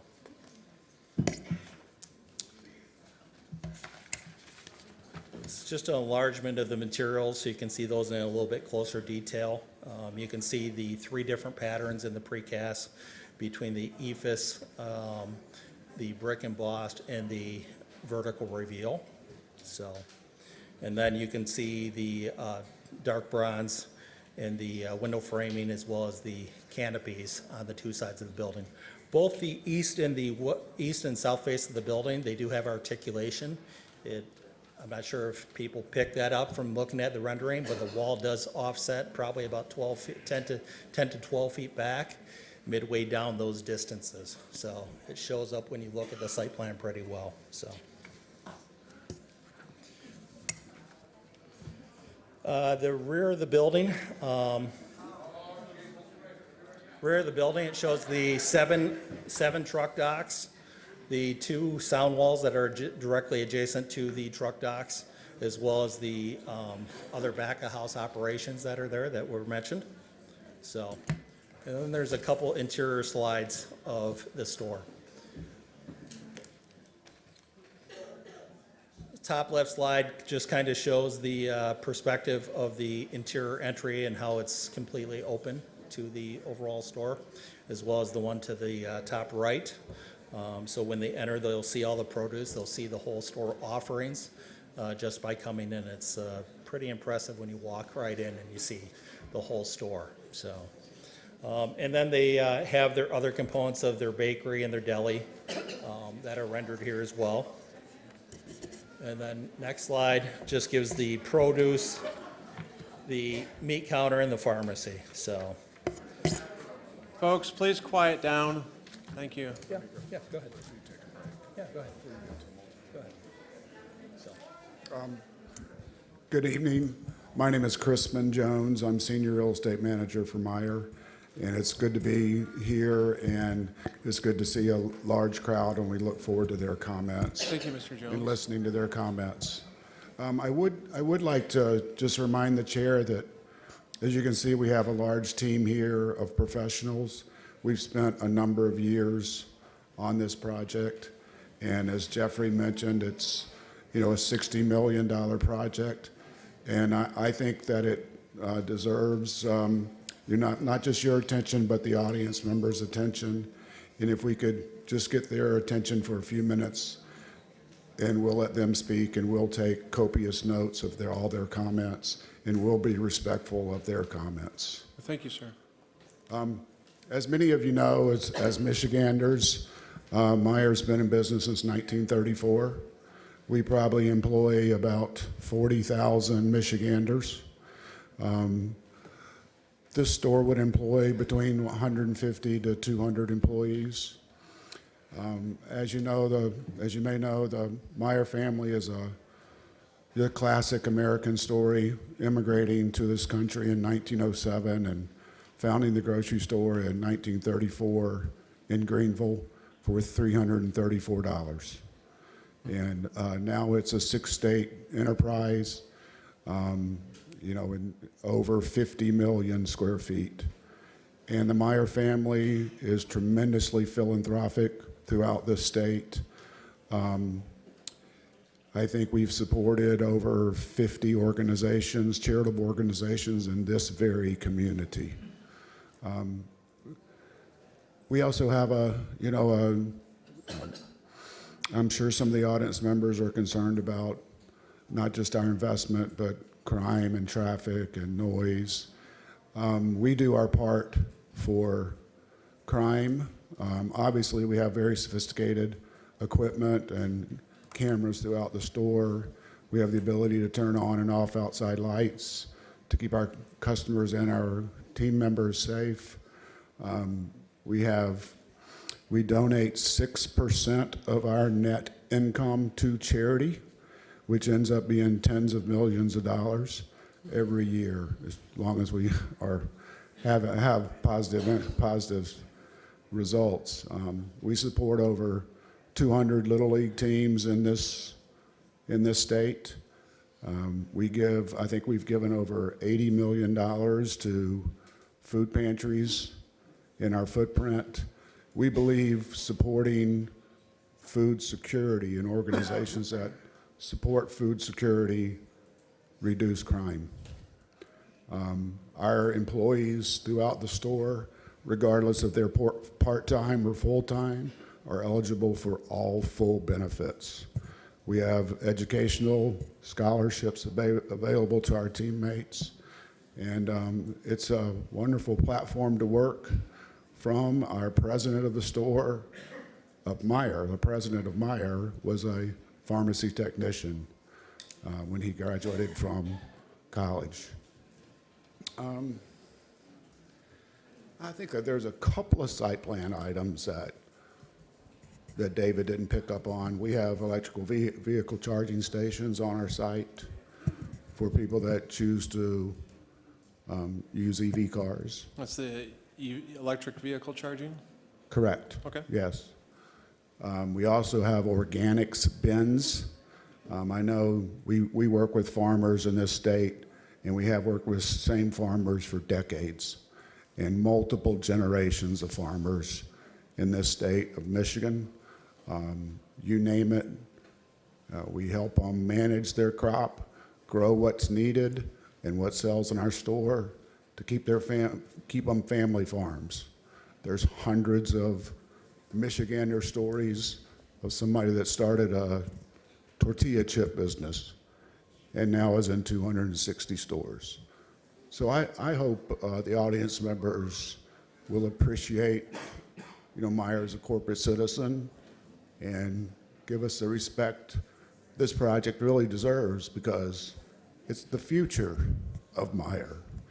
This would be the only 75,000 square foot store in our fleet of stores. This is the future because people are time starved and people need more convenient grocery everyday needs geared towards the family and their pets. So thank you very much. I'm happy to answer questions. Appreciate your time. Thank you, Mr. Jones. We'll get you when we need you. Thank you. Is there any other presentation that the petitioner is looking to? Folks, please. Yeah, just multifamily, I have the architect here with us that I think can cover some of the exterior of the building a little bit to give a better understanding. Sure. So if we could go to those slides.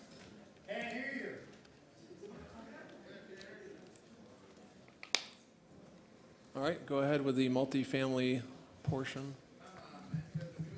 I'll let you go for a bit. Mark Shovers, Spire Design Group, 115 East 4th Street, Rochester, Michigan. Thank you, So Mr. this Shoulders. view that we're looking at here is the eastern entrance to the multifamily. So that's our entrance element that we have that lets visitors know where to go. The first floor has a leasing office. Second floor is an event space that the tenants can rent for birthday parties or anniversaries or stuff like that. There's a full-length balcony that goes across there that creates an interactive facade with the 7 Mile. The third floor is a fully equipped gym, and then there's a unit above on the 4th floor. As you can see on the rest of the building, it undulates in and out with varying brick colors and siding materials. Every unit does have a balcony, as Mark mentioned earlier. The areas that are bumped out are slightly higher than the stained wood, the composite siding areas, creating a little bit of vertical movement as well. So this is a view from the west entrance of the multifamily.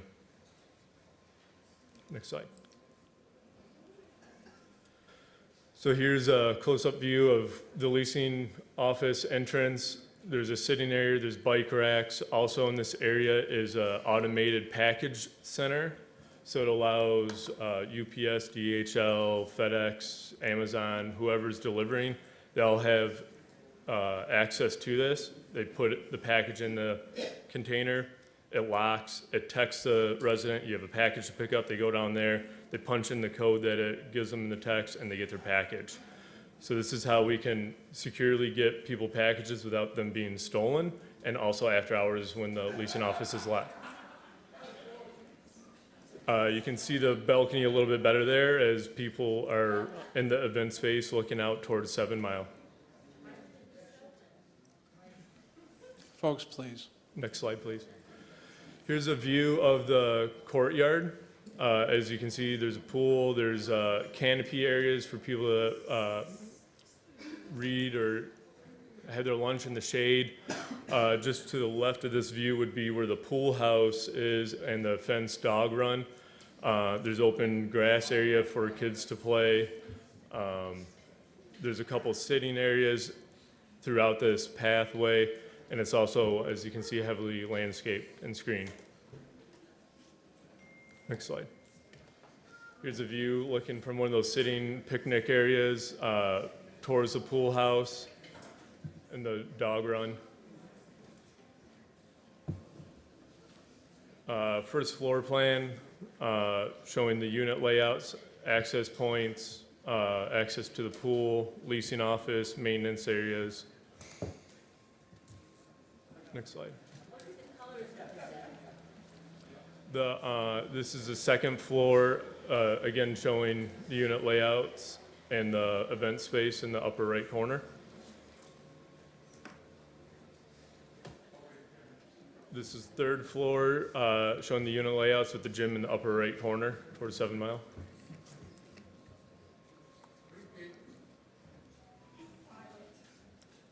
And then the fourth floor with the unit in the upper right corner. On the next slide. So these are the public perspective elevations on the three sides, the south, the east, and the west.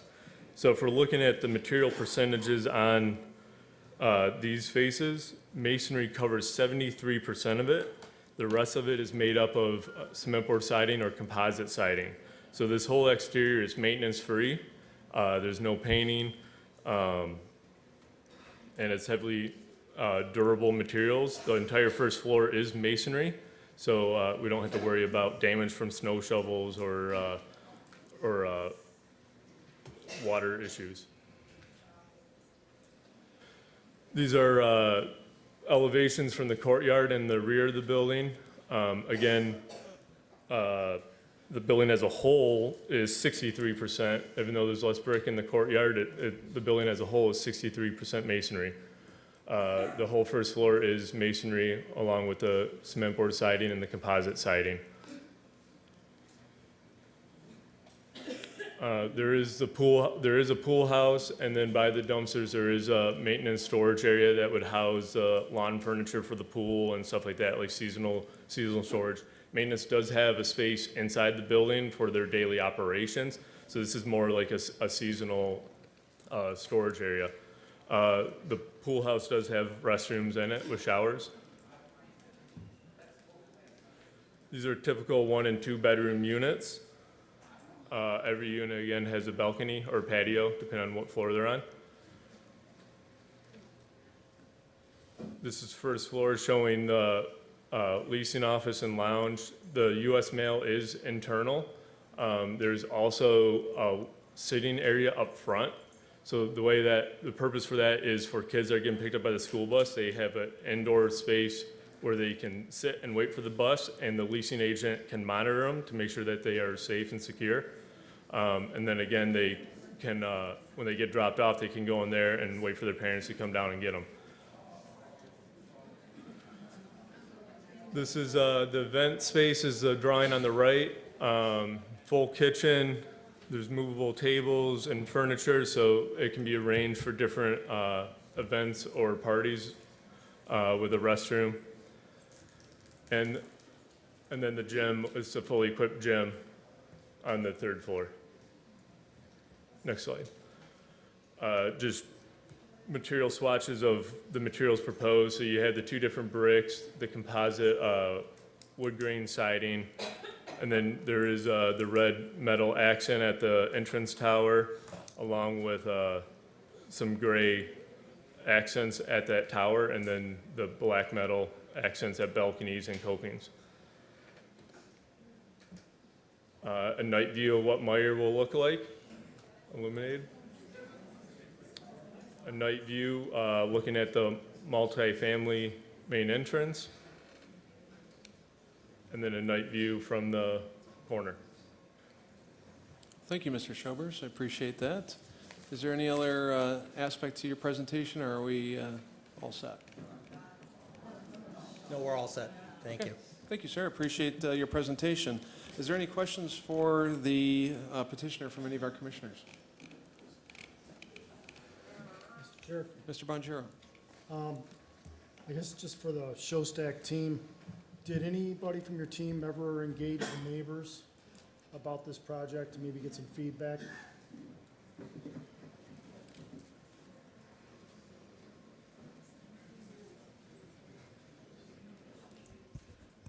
Mr. Bonjero, no, we have not done that as of yet. Obviously, we expect to hear a lot of feedback tonight and take that, and obviously, we'll have some time to respond after that and discuss. Thank you. Thank you. I have one more question. Sure. The other question I would have is, with regard to Vision 21 and the density of apartments per acre being 20, and how did you come up, I mean, you came up to 29. Did you guys consider Vision 21 in this, or Yeah. like, what's your reasoning for that? Yeah, so we did consider Vision 21. We consider this project and the product offering in the multifamily similar to the Live apartments that were built. That project has 201 units. We were proposed at 199. Similar similar number of parking and parking ratio positions, similar size units, similar split among the distribution of 1 to 2 bedrooms. We're at 45% 1 bedroom, 54% 2 bedrooms, and just under 1% on the 3 bedroom. We only have 1 unit, so we did consider it as a whole, but we looked at it as a modern apartment facility. And, you know, we felt that the 4 stories could be supported, would balance the site, look good overall to the orientation of 7 Mile and Farmington, and complement the overall property and really transform the overall site, so. Okay, and then just one last thing, I'm done. What would be your response to Mr. Tormina's answer from Mr. Ventura that this doesn't appear to fit with the Vision 21 image for that corner? Did you guys consider Vision 21 when designing this area? I'm going to make a comment on the Meyer side of it and then let David speak to the multifamily side. And I wanted to revert back to your question about the neighbors. I believe we have 11 property owners that adjoin the common boundary line. And what we looked at very carefully was your ordinances. You have very rigorous ordinances from a sound. We had to look at we had to study the background sound and determine the decibel level of the background sound. I think what's that, 63 decibels. We could only increase the sound 3 decibels, and I think I'm probably speaking louder than 3 decibels. So we had to take that into consideration. We looked at the sound study is the reason for the wall, and to meet the decibel levels of your ordinance. And then the landscaping and the buffering areas are per ordinance. The setbacks exceed your ordinance. We've also studied the 75,000 square foot footprint for our building. We've gone to Florida and looked at what Publix does. We've gone to Texas, looked at what HEB does. Some of the regional family-owned grocery stores that Myers had a decades-old relationship with, and also are in some buying consortiums with. So we looked at, you know, what is the size, what's the appropriate size for a Meijer essential type store that people can get in and out of on a daily basis, and what is the size of the parking lot, and how does it need to be configured? Where does the orientation of the entrance need to be? All those things were studied extensively for years and years and years. You'll notice we opened 2 stores in January in Michigan, in Lake Orion, and in Macomb, and they were both 90,000 square feet. So once you put something on paper, then you build it, you learn from it. And that's why we've reduced the size of the store. So, I understand, I'm just, my concern is, this petition is including the apartment building. Yes. And together, it just doesn't look like it's anything the city envisioned for that corner. well, All due respect, I just I think that understand. you guys didn't even look like it.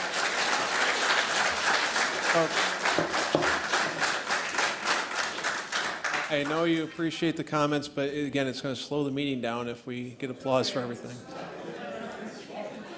Folks, please.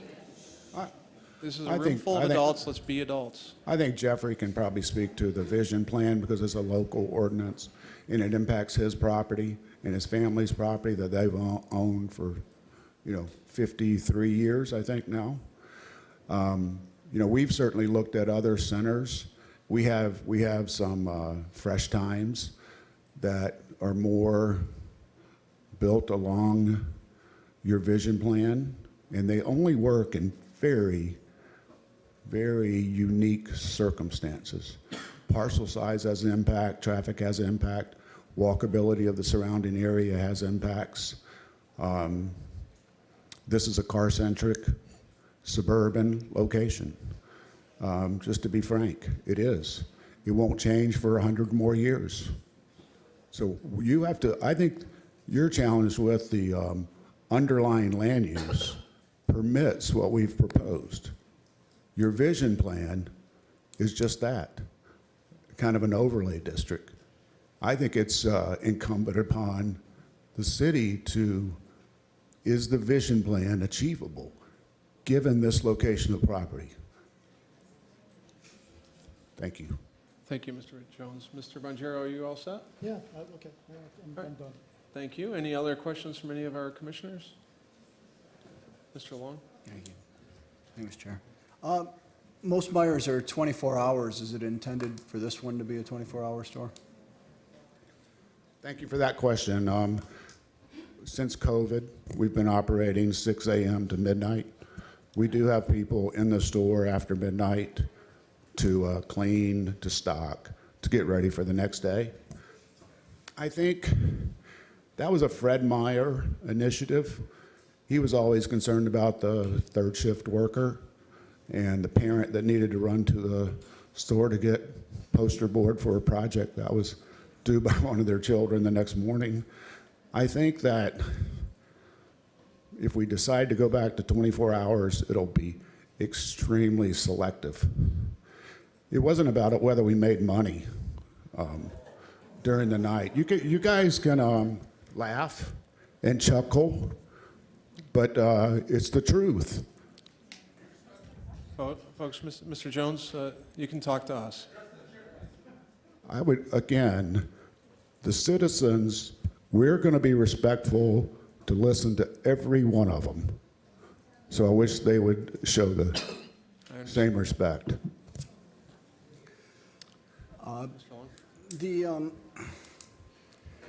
You said this location would probably hire 150 to 200 employees. Yes, sir. Do you have, how much do you hire from the community? We have a lot If we could hire every single person from the community, we would. I'm sure you would. It depends on the local labor market, and that also goes for how many are part-time, how many are full-time. It depends on the local labor availability. We've got some stores that are 90% full-time, some stores that are the total opposite. Would you happen to know from the other Livonia store what the number of Livonia 60. residents you have that work there? No, but I could get back with you on that. I'd be curious to know that. I think Livonia, the nice thing about Livonia is there's housing for all ranges of socioeconomic status. Mm-hmm. So I think we could, I feel like we'd pull, where else would we pull from? It's a big city. Okay, thank you. The last question that I have, or the thing that I want to get an understanding of, is I understand the need for the sound wall. Okay, it makes perfect sense why you have to have that.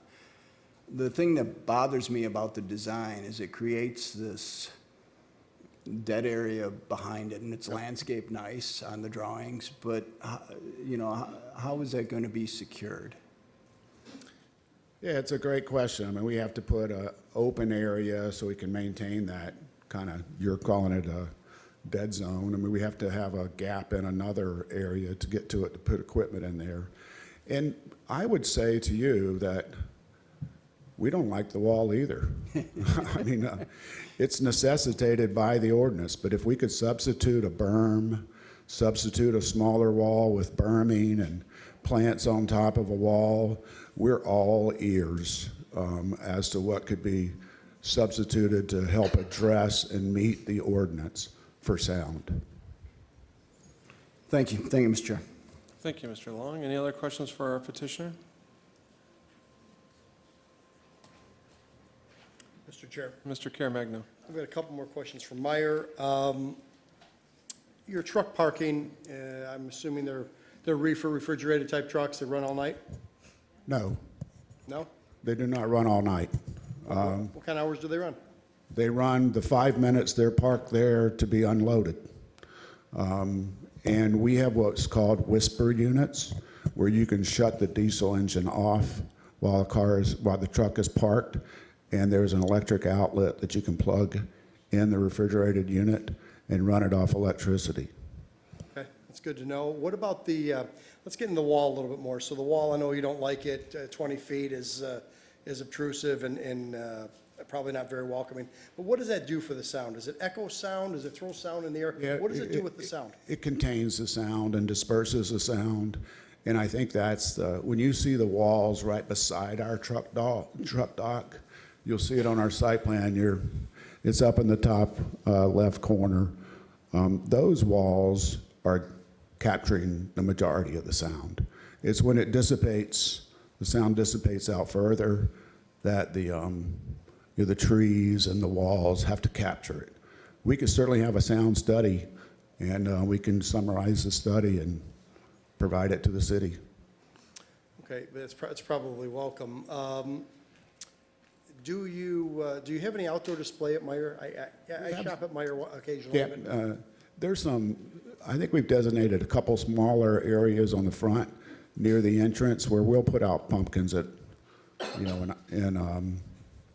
at Halloween and Thanksgiving and, those kinds of things. And we might put out flowers when the springtime rolls around.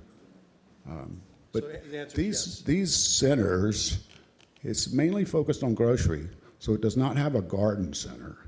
So they're more displays inviting someone in rather than buy it. This is a grocery store without a garden center. Okay, thank you. That answers that question. What is the smallest Meyer store that you have?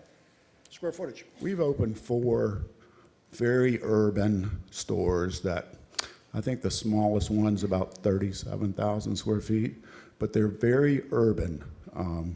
We have one in Grand Rapids, one in Lansing. They have things on top of us, motel in one case, apartments in another. We've opened 2 in Detroit, in Royal Oak, and we call Midtown. So what does a 37,000 square feet store not have that would you say this is going to be? 75K, 75,000. So what do you do without when you put a 37,000 square foot store? We do without a pharmacy. We do without health beauty. We do without pets. Pharmacy and what else? Health beauty cosmetics. Health beauty, okay. We do without infant. We do without pets department. So those things get sliced off to more focused on pure grocery needs. We look at this store as more family needs. Okay. My next question is, and I think this is more pertains to the Meyer than it does the multifamily, the traffic light on Farmington Road. How does that impact the McDonald's right next door? It seems like it's a terrible idea for that McDonald's for in and out there. Explain that to me. We have a traffic engineer with us tonight. It's probably a better question for him because That's fine. I'll flub it up. Yeah, no, that's fine. Okay. You have the expert here. Good evening, sir. Hi, Mike Labadie, I work with Fishbeck, 39,500 McKenzie, Novi. Okay. So what is it you'd like to know? My question is the traffic light proposed on Farmington Road between your property and McDonald's. Seems like that's maybe well needed, creates a substantial problem for McDonald's in and out. No, the intent is to have it to control McDonald's driveway as well, the outbound driveway. So they'll get their own signal head. So you'll have control both driveways. Probably like to see more about that, because if you're heading north on Farmington Road and you want to make a left to McDonald's, your light is going to be there to make a left in the Meyer truck route. But the inbound driveway at McDonald's is past what their driveway. It's on the north side. So it'll be, I'll have to show it to you if you want to see the simulations and all the stuff that we went through. You can see it. We'll be happy to show it to you. The one thing that is left with Wayne County, though, is to show them that. They want to see how that's going to work, and we haven't gotten that far with them yet. It just looks inconvenient for that purpose, so. That should be good, actually, so. All right. Can't see it. Well, Can't see it. okay. Is that it? Thank you. Anything else, Mr. Caremagna? No, other than I share some of the comments, or all the comments I've heard earlier, so those are just some of the questions that I had. Okay. Any other questions for our petitioner from the commission? We covered all questions for now. We may have some more later. All right. If there's no other questions for the petitioner, this will be the opportunity now for folks in the audience to speak for or against this petition. We're going to ask that you come to both of these podiums, line up, and we're going to alternate between them as long as we have folks waiting. Again, we're going to have a little bit of rules here so everybody understands the decorum. I'm going to ask that people please remain quiet so that we can hear the person speaking. There is a 2-minute time limit. You'll see a little counter over there. We're going to ask that you address your questions or your comments to us, not to the petitioner. We want to hear what you think either for or against it. Because it is only limited to a couple minutes per person because of how many people are here and wish to speak, I do ask, at least based on my experience of doing this for many, many years, to try to make your points quickly so that you can get them done in that amount of time. If you have a long presentation that you wish to make, you're welcome to email those comments to us, as we've received several emails already. Many are lengthy, some are short, but they all express their opinions, which we do appreciate. So we want to hear what you have to say. We're going to start with this young lady on my left side. Thank you. I may be, don't get it going. I may be repeating myself because I couldn't hear a thing that was said. Nobody speaks into their microphone, and this far away, I just can't hear. So let me say this. Ma'am, let's just start with your name and address so we know who you are. Susan Rutkowski, 18401 Van Road, Livonia. Okay, thank you, ma'am. And what I wanted to say is, when I first saw this item online, it was sent to me, it occurred to me that we have a brand-new Kroger superstore. We have a Kroger at 5 Mile and Haggerty, and we've one at 5 in Merriman. We've got a Bush's at 6 in Newburgh. We've got a Walmart Supercenter on 7 Mile at Middlebelt. We've got another Walmart Supercenter on Plymouth Road. We've got a Meijer at Haggerty and 8. We've got one at Newburgh and Warren, and also Middlebelt and 96, along with some Fresh Times, Joe's Produce, Westbourne Market, Aldi. We have got supermarket heaven. What would we need another one for?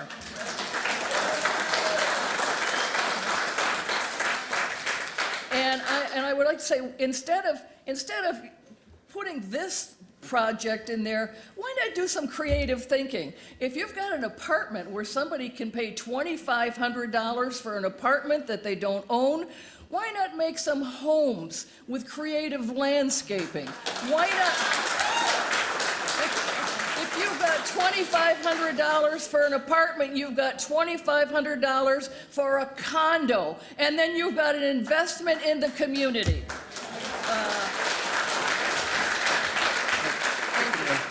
Appreciate that. Good evening, ma'am. Good evening.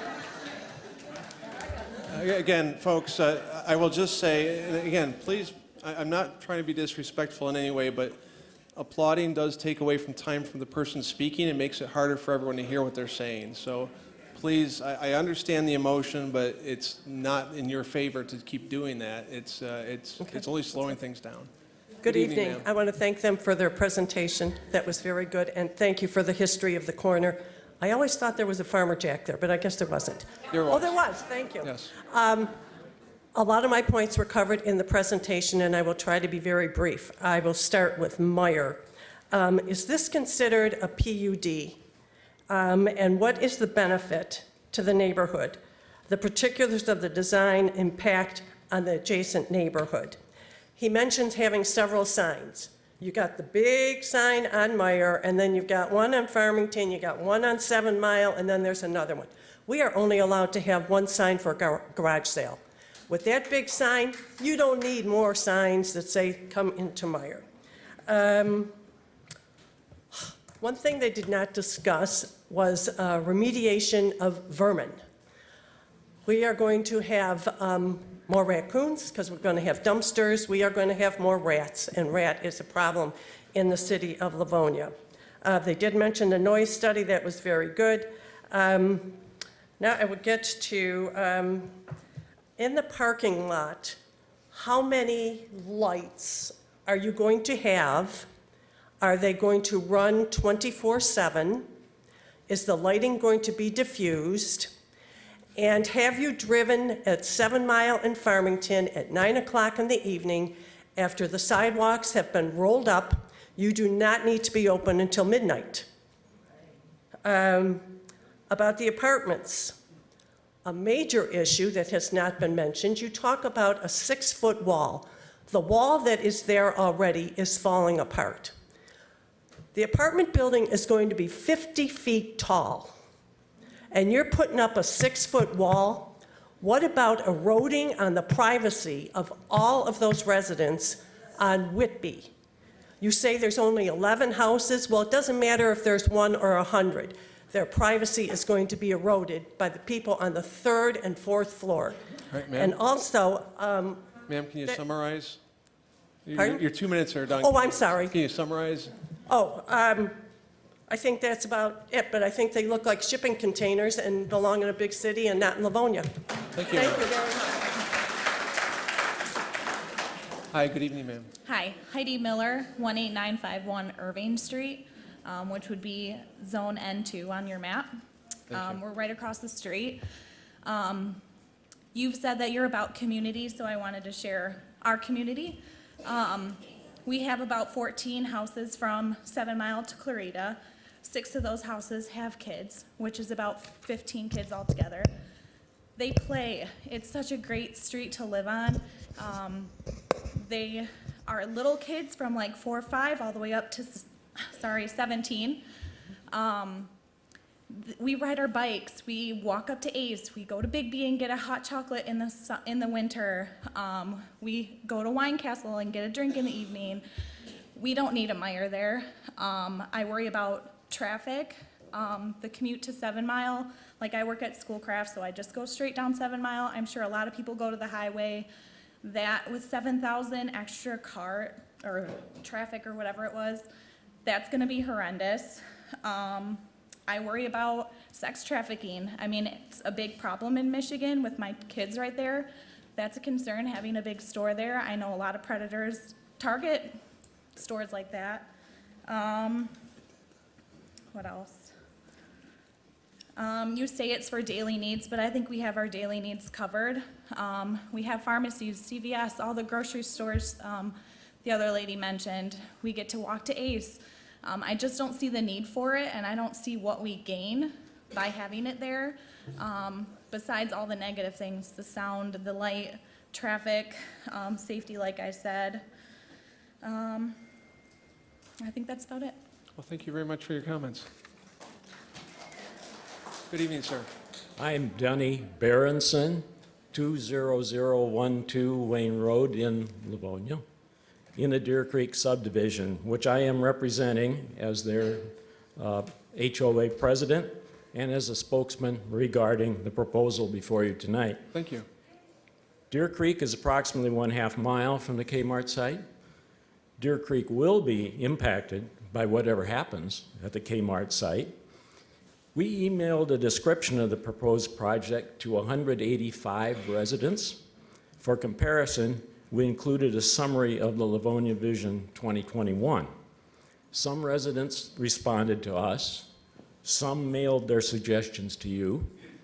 No one responded that they liked the proposal in the petition you have before you, out of the 185. To be clear, we look forward to the redevelopment of the Kmart site. We'd like you to know, however, that we would like you to approve a development that looks like Livonia Vision 2021. I'm going to share with you some quotes from responses we received from our residents. Residences should be above retail and business properties, like our neighbors in Northville and Plymouth. Livable, walkable, attractive areas make the whole area desirable.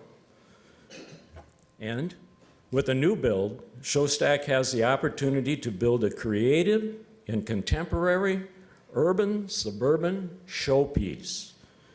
Would love to see something like lofts or apartments above retail, something to put Livonia on the map as a progressive community. And going on, this is an opportunity to take that space and create something unique that will distinguish Livonia from other communities. Livonia is competing with downtown communities like Plymouth and Northville. We frequent those communities more than Livonia because Livonia has nothing unique to offer. I think the structure should be limited to 2 stories. Please fight to keep the housing area to 20 per acre maximum. Thank you for the opportunity to share these thoughts with you. Thank you, Mr. Berenson. Hi, good evening, ma'am. Michelle Dalton, 18561 Myron. I live directly across from what would probably be one of the entrances. And the concern that I have is on Myron, we are the only straight shot street through. The other streets either turn or curve into Myron. There is no other in that area straight shot out of 7 Mile and over to Farmington. It creates a perfect little L that if you're trying to avoid a busy intersection, makes the perfect little detour, and we don't have sidewalks in any of that area other than little snippets here and there. It stops and starts the whole way. We are also, because of our straight shot, one of the main routes for busing to the schools. So we have bus stops along there where kindergartners and first graders are standing at the bus stops and walking along the street trying to get there, especially in winter when the grass is snowy. They are in the middle of the road walking to their bus stops, and if there's 199 apartments trying to get where they're going and cutting through to avoid that intersection, somebody's going to get hurt. And I'm really concerned about that. If there is a way, as we keep talking about increasing walkability, can we put a sidewalk on that street then? Make it more walkable? I mean, I understand the need to develop that property, but then we need to compensate and not allow our children to have to walk in that area then on the road. Thank you. Thank you, Ms. Dalton. And I do want to say that everyone's doing very well. I know it's sometimes nervous when you haven't presented to a city group before, so everyone's doing great, and I really appreciate the comments so far. Go ahead, ma'am. Hi, Patty Riggio. I live at 37204 Breton Drive. So we are over by the 7 Mile Newburgh area. I wanted to say that I think the petitioners did a fantastic job presenting. It was very thorough, thoughtful. It seemed like a nice design. However, it does not fit this community or that area. So I would request for you guys to, really keep that property private and develop it in a much more thoughtful way. Thank you. Thank you, Ms. Riggio. Appreciate that. Good evening, sir. Hi, Jay Van Adder, 19722 Fitzgerald Street. So I had a few concerns about this project. First, a question that if you could ask, is there a possibility of this either immediately being sectioned off partially for Section 8 housing, or down the road, is it a possibility to turn into that? And then another concern that I have is, I don't know if you guys have driven down 7 Mile there. I live right down 7 Mile and Newburgh. I drive to work that way. The roads there are horrible, and having those trucks go on there is going to be a disaster. And we're at the will of Wayne County to fix them. We had 4 years ago potholes there, and I called them. They didn't do anything about it. There was absolutely no help in that front. So is anything going to be done about that? And do we have any say in that? Or is it just if Wayne County decides to do it, then they'll do it. If not, then we're stuck. So, Yeah, thank you. You're welcome, sir. Appreciate your comments. Thank you. Good evening, sir. Hi, how are you?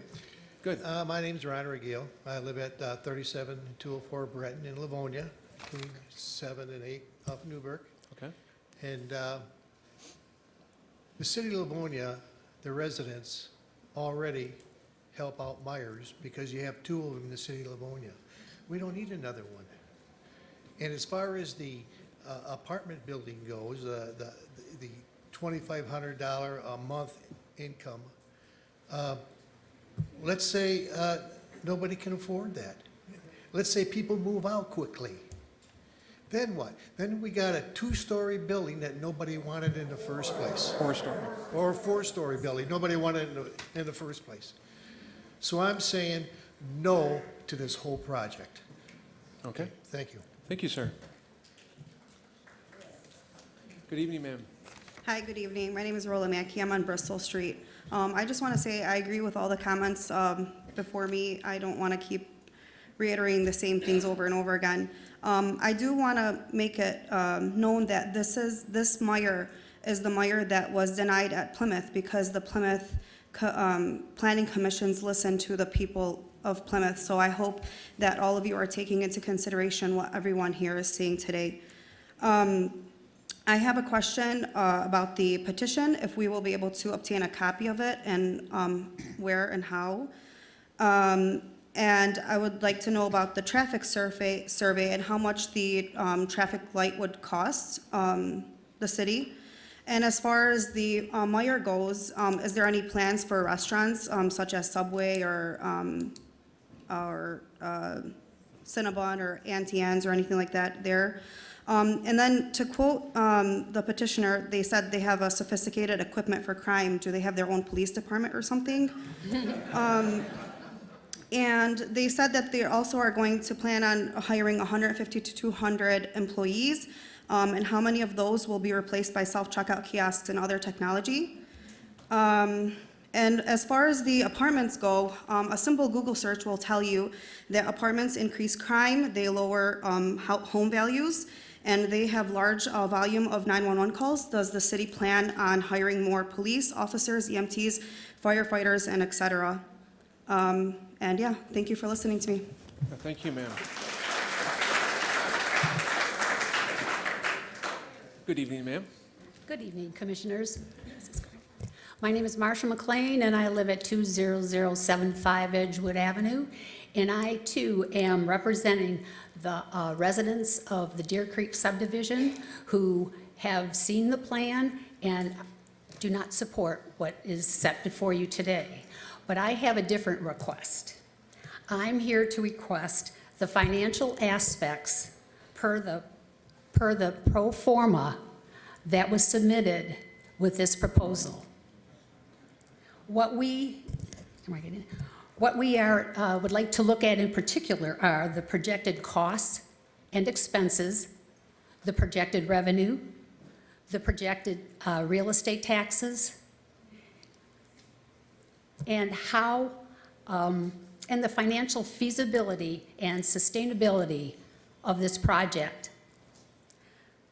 But more importantly, we would like to know what this development will do for the city of Livonia and for the neighboring subdivisions. I was going to get into the, Mark, did you say that in your presentation that I guess Showstack was going to put in, I guess, some safety, I don't know, planning improvements for the area? Was that, did you say that? Let me see. Mr. Tormina, I believe you referred to the traffic improvements that were being made, correct? The off-site, Yeah. the off-site improvements. Yeah, the reference was to traffic improvements being made in the area. Okay, I was concerned about the, like, vehicle safety and pedestrian safety. Yeah, I don't know if those were in planning. Yeah, that is part of the traffic assessment that was. Okay, I didn't know if I heard him Right. correctly, that's why I'm clarifying Okay. that. You're- Well, okay, my time's up. Well, we would respectfully request a copy of Showstack's pro forma for that, for this proposal, so that the residents in our area and anywhere else can assess the financial feasibility and sustainability of this project. Okay, thank you, ma'am. Good evening. Good evening. Oh, good evening. My name is Sue Williams. I live at 14939 Farmington Road in the new senior apartments across the street. And I just want to tell you the story. I'm 91 years old, and I have lived in Livonia a very long time. And in 2014, I had to sell my house because it was really too much for me to keep up. So I moved to the Woodridge Apartments at 6.5 Mile and Middle Belt. Well, for a couple of years, it was fine. I mean, I had no problems. But in the last, I would say, 3 to maybe 4 years, the police department is there as much as the mailman. And I would like to tell you that I don't care how much you charge per apartment. It doesn't account for their behavior. I mean, you just don't know, and I don't know what you can do about that. But anyway, that's all I have to say, and I'm really against this whole project. Thank you. Thank you. Sir, I'm going to have to ask you to leave if you keep belting out comments, please. Be respectful. Hi, excuse me. My name is Russell Wolfram. I live at 17410 Loveland. The thing is that I've come here to a lot of candidates nights, everything else. One of the main things that's always brought up is, when are we going to do something at 7 Mile in Farmington? It's constant. You know, when are we going to do it? Well, to be perfectly honest, and I agree, it's the Showstacks property. So they have to submit plans that they believe will work. And, you know, it's not that I don't like looking at that vacant Kmart and all that, because I love it. But not really. I mean, something has to go there. They've done a pretty good presentation. They've said that they're willing to adjust some things if they have to. I don't really see much wrong with it. I just don't. I see some sort of development there. It's got to be better than what is there now, because there's nothing there now. You know, there's the place is going to hell. So that's my opinion anyway. Sure, well, we appreciate your opinion. Thank you. All right, good evening, sir. Good evening. Dear Planning Commissioners and Livonia neighbors, my name is Joe Majorana. I live at 1214 Copperwood in Bloomfield. My family has owned and operated Joe's Produce Gourmet Market in Livonia for 78 years. My grandfather started the business as a roadside market in 1945. In 1968, the first version of Joe's Produce Gourmet Market was opened in the current location by my father, Joe Majorana. As a third-generation owner, I have been fortunate to expand our market, bring in additional business to Livonia and to the adjacent strip center next to me, and provide jobs for 150 employees. Over the years, Joe's Produce Gourmet Market has been heavily invested in the community, supporting a variety of charities, youth sports, community events. Our customers have become our friends. We have been fortunate to share with them in a supporting role in countless graduations, weddings, birthdays, and special events. We worked hard to become part of the fabric of the Livonia community, where we live and work every day. We are extremely concerned about the proposed development at 7 Mile and Farmington Roads. Clearly, there will be a significant increase in vehicular traffic to and from the proposed development. This intersection is already heavily trafficked area, and this new project will only make it worse. I hear complaints from our customers about the existing traffic every day. From our perspective, as the longest-serving grocer in Livonia, there already exists a number of shopping operations for Livonia residents. Let me list some of them. The Kroger at 8 Mile Road, the Kroger at 6 Mile Road, the Meijer at Middlebelt Road. There's a Meijer at Haggerty Road between 7 and 8 Mile that's 4 miles away from the proposed project. Walmart Supercenter on Plymouth Road, Walmart Supercenter on 7 Mile Road, Aldi on Schoolcraft, Costco on Middlebelt, Costco on Haggerty. Mr. Majorana, can you please summarize? Just Yeah, I will. Okay, thank you. there's a Bush's, Cantoro Market, Westport Market. I'm sure I might have missed a few of the smaller stores and markets, but there are at least, including Joe's Produce Gourmet Market, 12 significant choices for Livonia consumers. No one is clamoring for more grocery stores. In addition, there is a request for a liquor license. The granting of such a license would be outside the city's past scope of approvals for groceries and markets. Liquor products are readily available at many existing locations in Livonia. Finally, I have always been a supporter of business expansion and bringing jobs and economic vitality to our community. However, I need to stand up for 150 full-time and part-time employees, jobs at Joe's. But preserving the existing jobs should also be important to the city. Sir, you're out of time. We want to keep it moving. I ask that you please take in fact into consideration during the deliberation on the proposed development. I trust that you will do the right thing for Livonia, its residents, and existing business. Thank you for your thoughtful consideration to my comments. Joe Majorana. Thank you. Sir.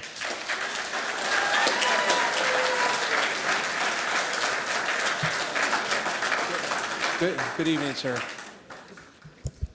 Derek Fisher, 19514 Norwich, proud Livonia resident of 40 years. I'm speaking in opposition to the petitioner. Primary concerns relate to the traffic. We know we'll see generated traffic. I appreciate the traffic study. I will remind the commission, as you well know, all four corners of the 7 Mile and Farmington quadrant include a substantial resident population, and the area also includes a significant amount of bus stops for LPS transportation.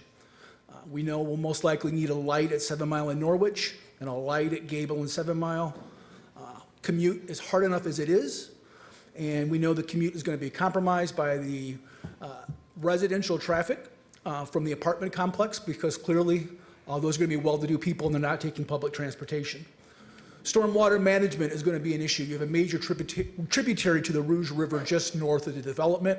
We know that that site is out of formula because it has underwater detention.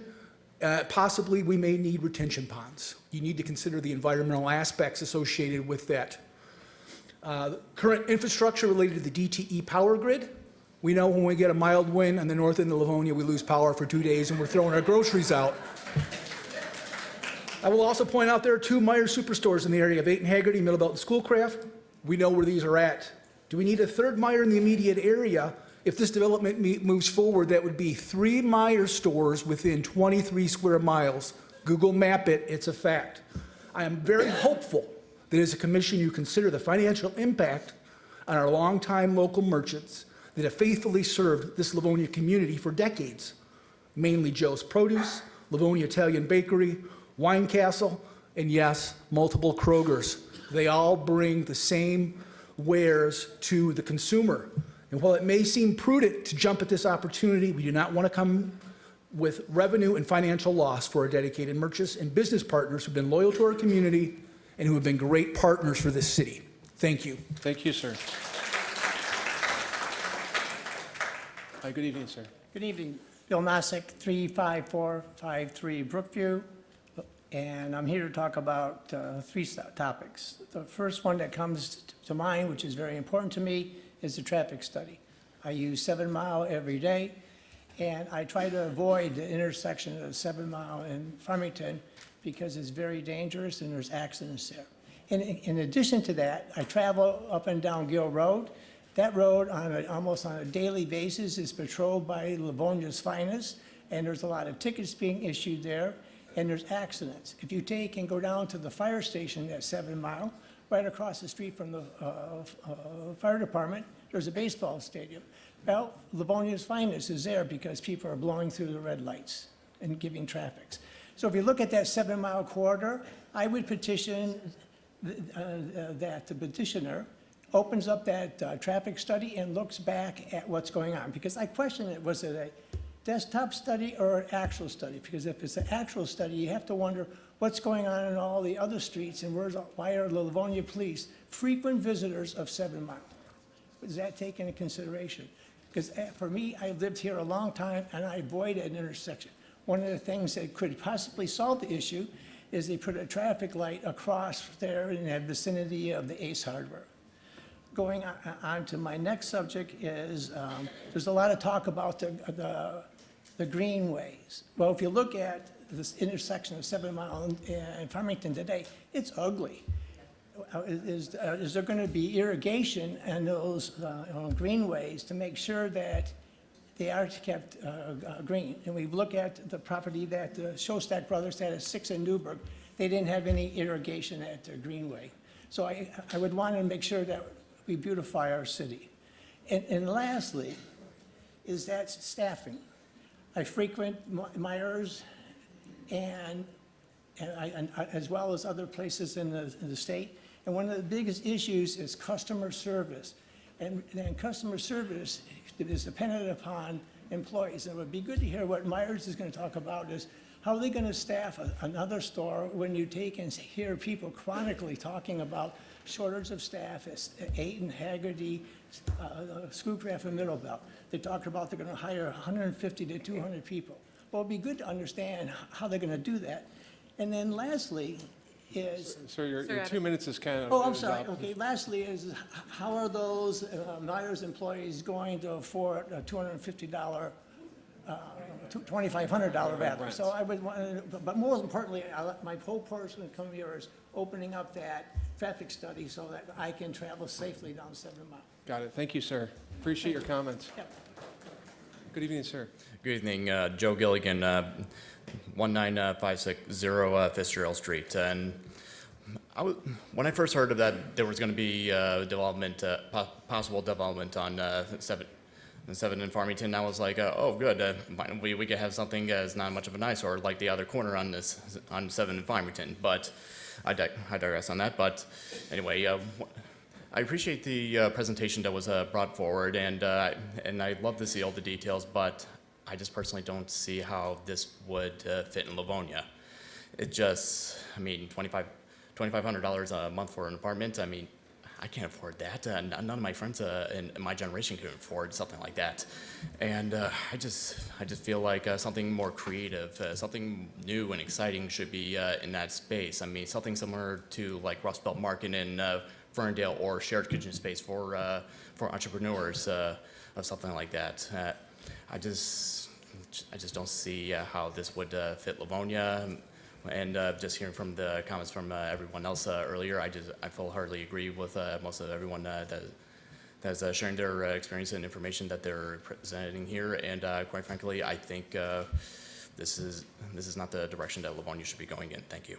Thank you, sir. Appreciate those comments.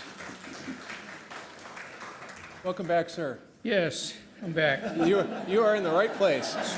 Still hearing aidless, but Jack Power again. And I'd like to thank the Joe's market representative. And one of the points I'd like to make there is the presenters talked a lot about the foot traffic they expect. I visit Joe's very regularly, and I do so to pick up those last-minute items that we don't have: milk, ice cream, cookies, whatever. And I don't see much foot traffic. So all those houses that people live within just a half mile or a mile, I do not. I've been there 1,000 times. I don't see any of them carrying bags home. The one thing I do worry about is the apartments.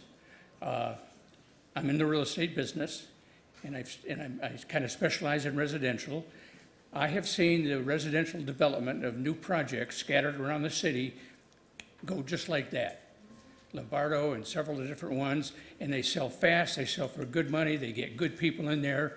Most jurisdictions, and I've done some development work on my own real estate investments in Redford, and they want to slim down the number of tenants that live in the city. I think Livonia should have a little bit of that same thoughts. I happen to live next door to the senior center on Purlingbrook at Hunter's Brook Condos. And I don't mind it. I got a cheap condo because the location isn't the best, but I have to sit and listen to cars revving up, people working on their cars, blasting radios in back, and I don't think a 6-foot wall is going to block all that out. So I think that the development is due. I've looked at that site and I've wondered why in the hell isn't somebody doing something with it. but I think somebody could develop a lesser density residential development to make it work and make it good for the city and the people around Livonia.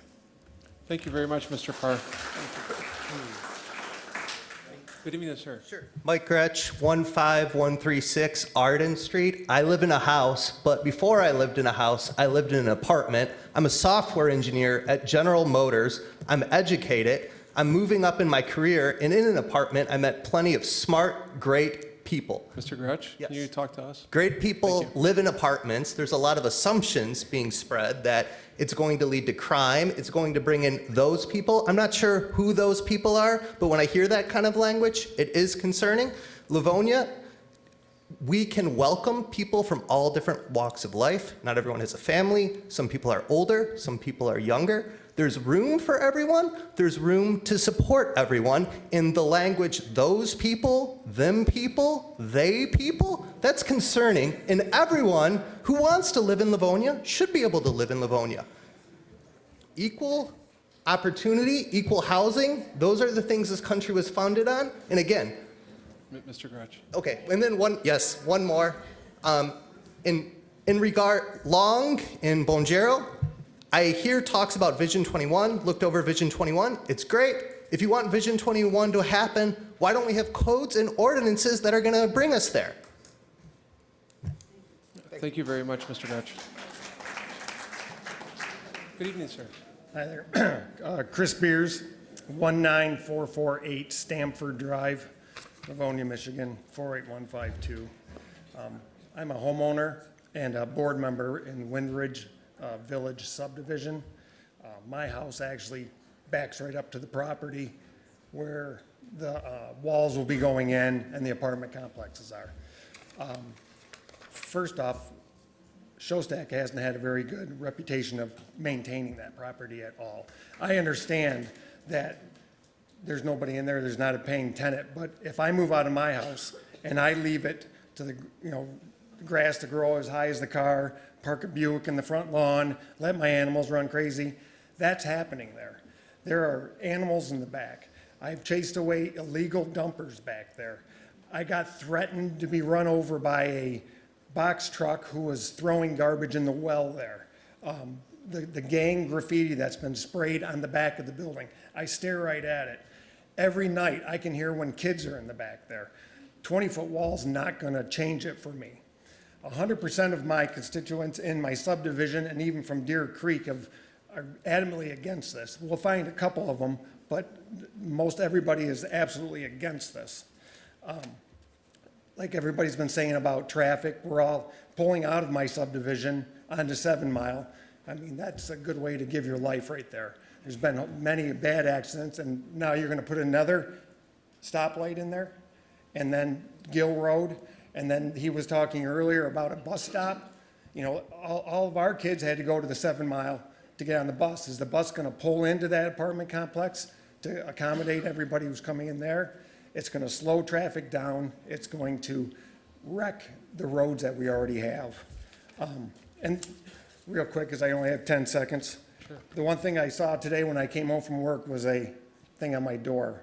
Vote for Jim Barrigag House. I keep mispronouncing his name. But he has everything on here that we're for. Protecting our property values of our houses. This won't do that, this site. It's a sensible development is what we need at that site, because this town has been built by the Joe Myronas, the Mick Hunts, the Nick over at the Wine Castle. Those are the people that we've always supported, and by bringing this complex in, we'll probably eliminate some of them. We'll throw them to the curb. Thank you. Thank you, Mr. Beers. Hello, Keith Coulter, 19332 Pollyanna. I literally back up to what would be the apartment complex. Last couple of years, we put a nice pool in. I'm going to be looking at a 50-foot building at the corner of my house, right behind my house. I understand that, and I understand things change and things have to be built, and development has to happen. My issue is more so not. I hate the idea, obviously, but And I also work for Kroger, so I'm not really big on Myers either. So sorry about Fair. But my issue is light pollution. That's a huge issue for me. Light pollution is are the apartments going to be, are these carports going to be lit 24/7? Are they going to be? Is the building going to be lit 24/7? Are you going to have light radiating off the building? And then the other privacy aspect. It's just massive monstrosity looking right in my backyard. We have a nice pool. Privacy is really violated at that point, which I think at that point property values become violated because you don't have privacy. So for that, I'm strongly opposed to it. Although I do agree that the area needs to be built. It has to be built, but with sensible. This is Shostak's time to shine right now. They could come up and go, all right, we're going to go huge. And I know it costs a lot of money, and I'm involved in that stuff. I know what it costs. But this is an opportunity for them to come to the table with something massive, something really cool, really neighborhood friendly, and community friendly. And for that reason, just because of the way it is proposed, I'm strongly against it. Thank you. Thank you, sir. I appreciate your comments. Hi, good evening, sir. Good evening. My name is Nick Lamaco. I reside at 20154 Edgewood in Deer Creek subdivision. Prior to my retirement, I was a city planning consultant for nearly 40 years.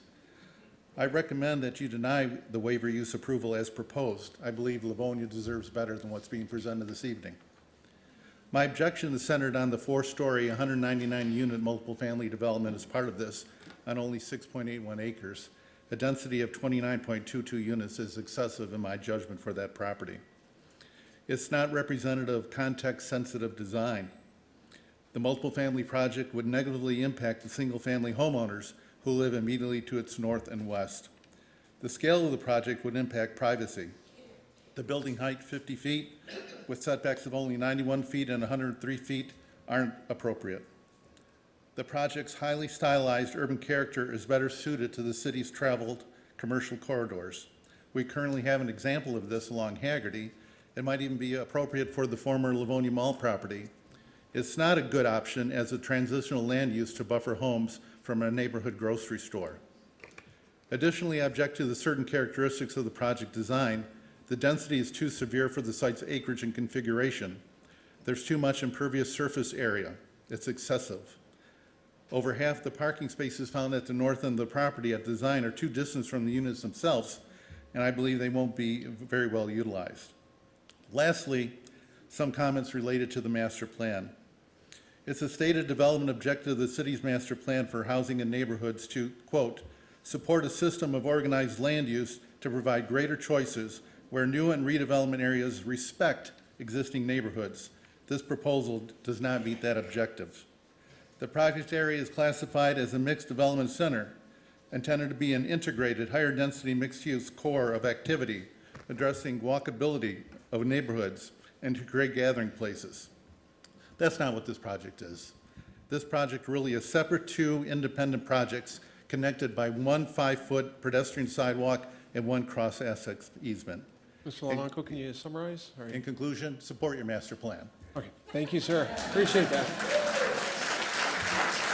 There you go. Good evening, sir. Hello, my name is Kenneth Moore at 20185 Ellen Drive.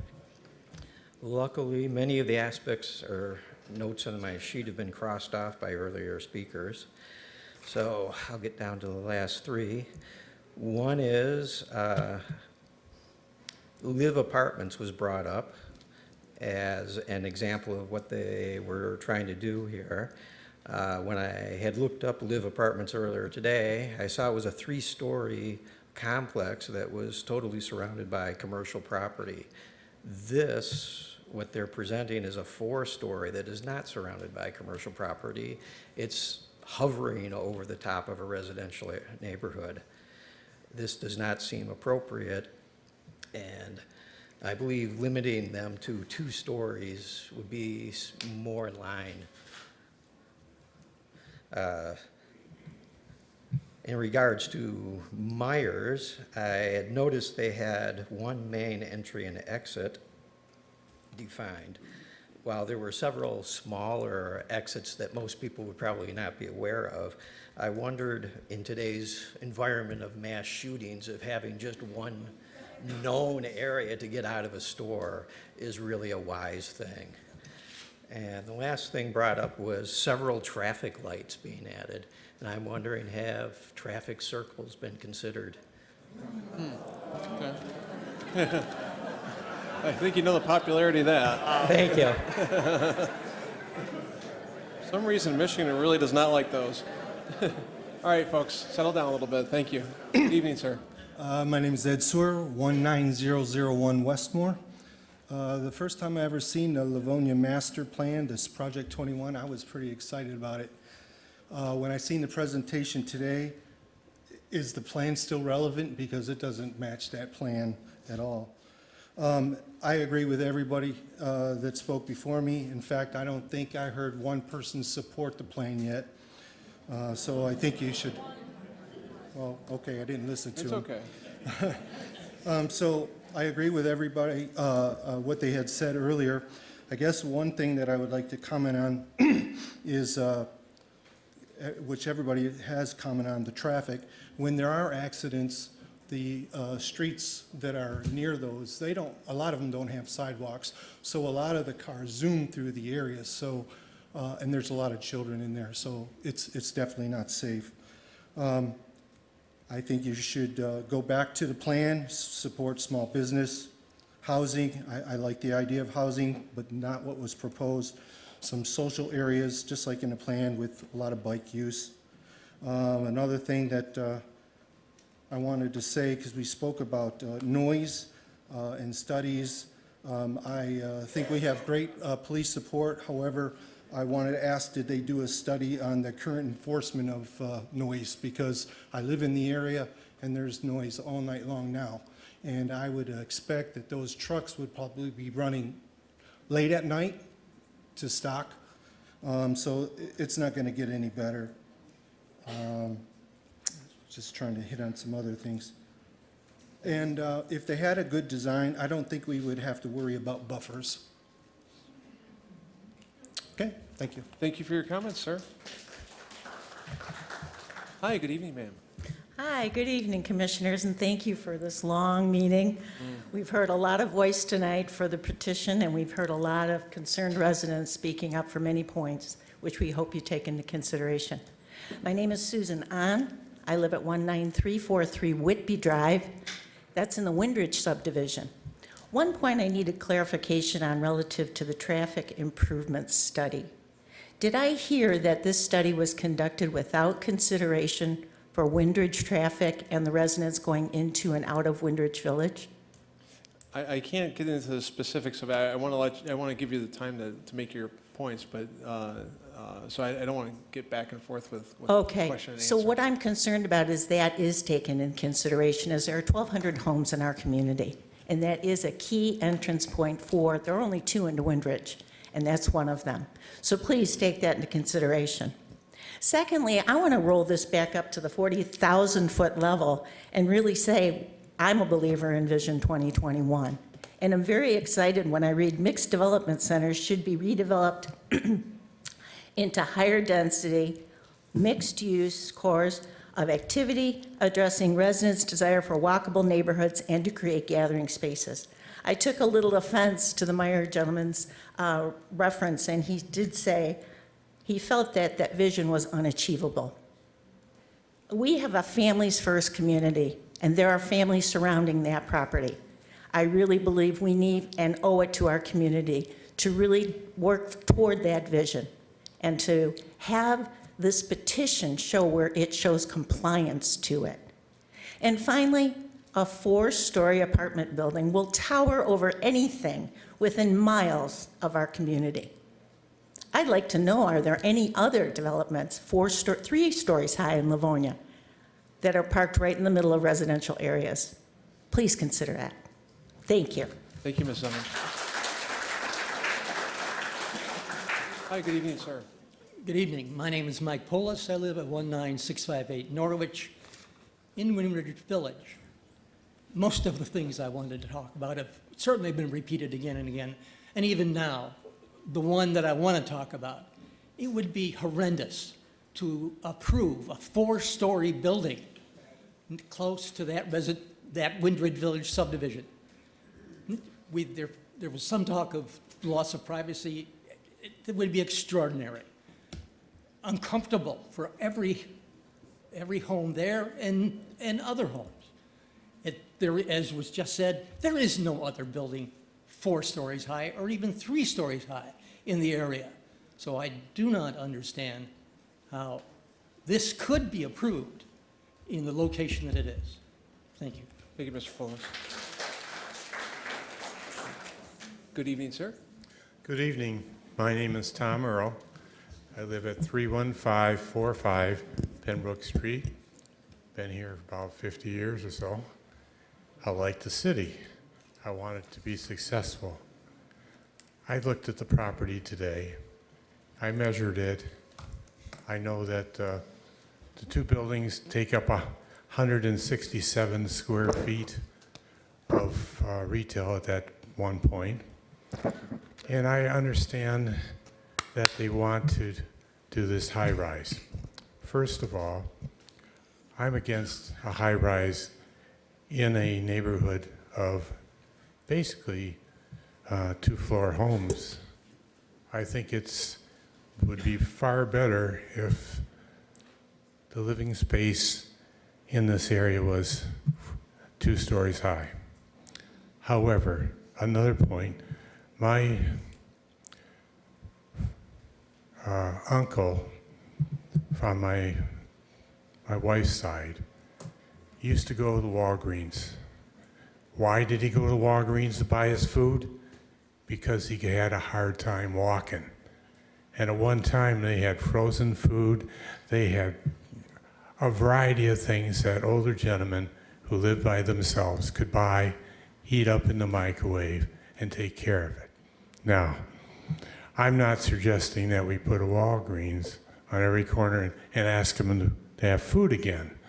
However, I see some value in Myers when they started talking about 25 or 30,000 square foot home. He could walk a small store and that would be good for him. And there's a lot of seniors that have issues with walking. A smaller store with the key items would be a great thing for them. And I would support that with smaller homes. Okay, thank you, Mr. Earl. I appreciate that. Hi, Good evening, sir. Good evening. Thank you for the time. Be a little choppy probably because I'll be cherry picking from my thoughts, so a That's lot's been fine. covered, but I just want to make sure I cover content. My name is Eric Young. I live at 19356 Pollyanna Drive at the southeast corner of Pollyanna and Stamford, which looks directly in the rear view of this development as well. I'd like to start off with a few corrections just for the record. There's actually 14 homes, not 11, that are adjacent to that neighborhood, so just that that's recorded properly. A couple other points I'd like the panel to revisit. We're talking about sound deadening wall. I'm curious if it's masonry, if there's some kind of metal honeycomb to dampen the noise, so I'm interested to know the details about that as an engineer, about what it would be built or comprised of. I'm also a little disappointed. I'm glad it was asked by the panel here about Showstack that there was no investment in our community, even with a small peer review, to actually discuss this, because a lot of this could have probably been tabled, particularly from the Windridge subdivision. But because like my home, even though I'm not adjacently coupled property-wise, but my children's rooms, my master bathroom, my main powder room, my kitchen window, all look to that property, everything I see. And also, somebody from the Showstack side, I believe it was David, pointed out with his illustration all the beautiful deciduous trees and the canopy it creates. But you know what? That's 6 months at best out of the year. I'm also deeply concerned about the 500 or 600 lineal feet of that pony wall or that screen wall that we're talking about, where there's beautification there that decades-long residents, equally since the early 80s, some of these folks have lived there. My home is a generational home. My grandparents were the original owners. My family purchased it in 2014. So it's dear to me, just as it is all the residents in our community, but particularly the ones that are adjacent to that wall. I'm worried about the solvency of those trees, all the disruption of the, ripping out pavement, tearing it out, roots and things like that. What's going to preserve those? My neighbor behind me has beautiful arborvitae that have been growing for almost 40 years since I was a young boy. Are those going to be sustainable? So those are things I'd like you to talk about with the development team. So anyway, I guess I also would like to thank the panel for offering, the development. It's not easy to be here. It's difficult. I get it. We're all passionate, just as you're passionate about your pride of your project. We just want what's right for our community. As Sir, it's been- that's time. Oh, sorry. Yes, I went too far. All right, Okay. thank you. All right, thank you very much. Thank you, Mr. Young. Yeah. Hi, good Hi, evening. my name is Teresa Sakala. I live at 33864 Fairfax Drive. I live in Windridge Village. It's kind of emotional for me. I had 2 homes in Livonia, one on the south side when my family was smaller. We moved to Windridge Village because it's a beautiful subdivision. It was adequate for our family. I don't want to move out of my subdivision because you're going to put a 4 or even considering a 4-story apartment complex that to me looks like a hotel. I can't look at that without thinking it looks like something I see over on Novi Road, where there's not homes there. I don't want to move. But if this gets put in, my house will be listed. I don't want to move. I love my city. I work for my city. I just don't want this. I don't see anything that could come of this. I don't think it's going to make our city better to raise your children in. I just don't see the benefits of it. I have less of a problem with the Myers than the Showstack build. Every time I drive at 7 in Farmington, which is every day, I see overgrown grass growing all over, like unkept. Now, all of a sudden that you want to put a 4-story complex in there, you're going to tell me how well you're going to take care of that particular area? I just don't see it. I think it's a terrible idea. I think there's other things we could put in here that all these people would approve of, or at least a majority. My home is in that subdivision. I have a vested interest in that and for the market value of my home. And it's going to decline if you put that apartment complex in there. That's it. Thank you, Ms. Callis. Hi, good evening, ma'am. Hi, my name is Nancy Savageau, 19066 Norwich, and I've lived in Livonia for 60 years. I remember the Kmart grand opening. I remember the field that was there before that. There was a horse ranch and basically just the fire station. So it was all fields and nothing there. So people opposed the Kmart development, but Kmart came to pass and we all enjoyed it. As a teenager, rode my bikes up there with friends, and it just became part of the community. And this Kmart, it's so sad every time I drive by it. I live about a quarter mile from the site. And to see the condition of that property. And I think we do need to look forward. Maybe the developers could reconsider moving the apartment complex to the southeast corner and maybe angling the Meyer in that northwest corner so that it's not quite that close to the fencing or wall that they put in, and then people wouldn't be concerned about people overlooking them. But I think you've got to look to the future. 50 years ago when they were considering the Kmart and nobody wanted it, it came, everybody went, everybody enjoyed it.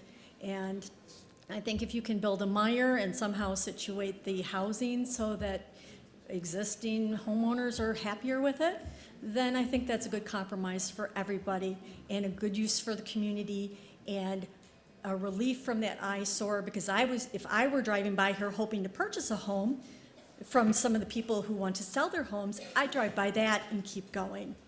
Thank you. Thank you, Ms. Sanjo. Hello, good evening, sir. Hi, my name is Ron Strong, 19533 Norwich, Windridge.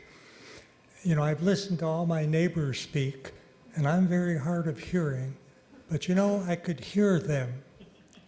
I heard very little of what you folks up there said, because you don't speak into the microphone.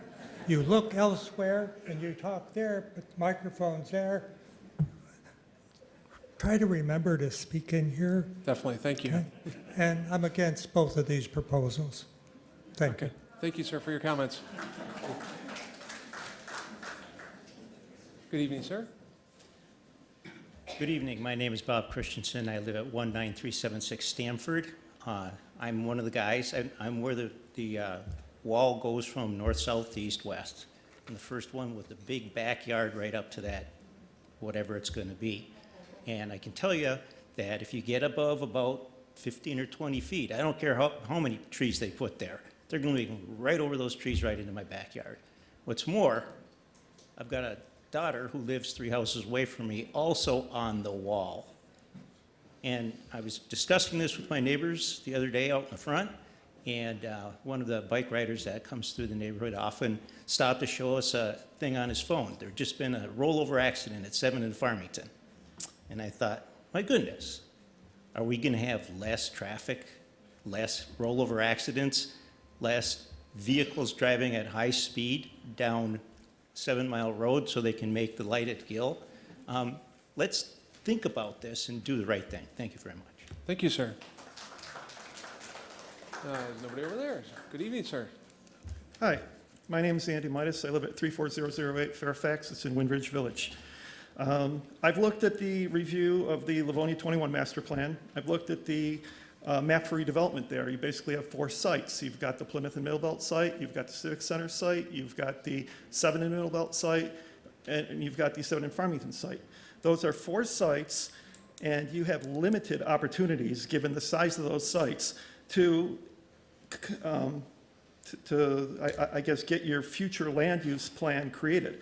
Your future plan helps build a unique characteristic for the city of Livonia. Again, your opportunities are limited, and I see those goals and objectives that you're looking for mixed development with engaging streetscapes, varied storefronts and activities and meeting spaces, mixed-use buildings encouraged to develop first-floor retail spaces or professional offices with living space on top. I look at the show stack, their vision, and it's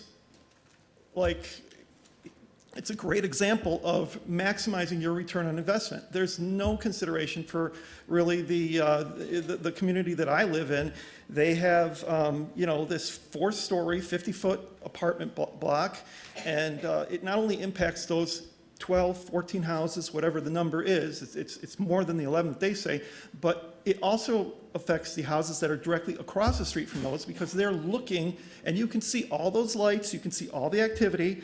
The master plan says focus on improving the aesthetics of the area with landscaping and timeless design. That does not look like a hotel, those apartments. It looks like my parking garage downtown Detroit. It's crazy. The building should have residential scale and characteristics. 4 stories is not residential scale, not for the area if you look at what's already there. 2 stories. I urge you to walk that street behind that Kmart area, take a look at the wall that those people are dealing with, take a look at the light pollution that's there. Also, please go to 6 Mile in Farmington where they have those row houses. Beautiful. That's what we need. We need row houses that are attractive. We need ground floor restaurants, offices, perhaps above that living, but not what they're proposing in its current format. It is just for profit, profit, profit. There's not even condos there. It's all rent. Thank you. Thank you, sir. Hey, good evening, sir. Oh, sure. Oh, no, feel free to go ahead, sir. Okay. All right. My name is Deepak C. Parikh. I've been living in Livonia since 1981. I moved into the Windridge Village subdivision because even though that time it was like 1/4, maybe 25% filled with the new homes. But ever since 81, I love Livonia community. The proposals are not that palatable to me. Give you a few examples. I'm a senior, retired from Ford Motor Company. Lots of times, I'm trying to make a left turn from the Windridge Village subdivision, like say Norwich Street to the 7 Mile Road. I cannot make a turn. Even coming right now to your meeting, there it was so hard. Luckily, I did manage to make a left turn. So many times, and I swear, we have made a U-turn, and from Norwich we went to Gill Road because there is a traffic light there. Lots of people are afraid to make left turns even. So I request humbly your commission and the members that please reject this proposal.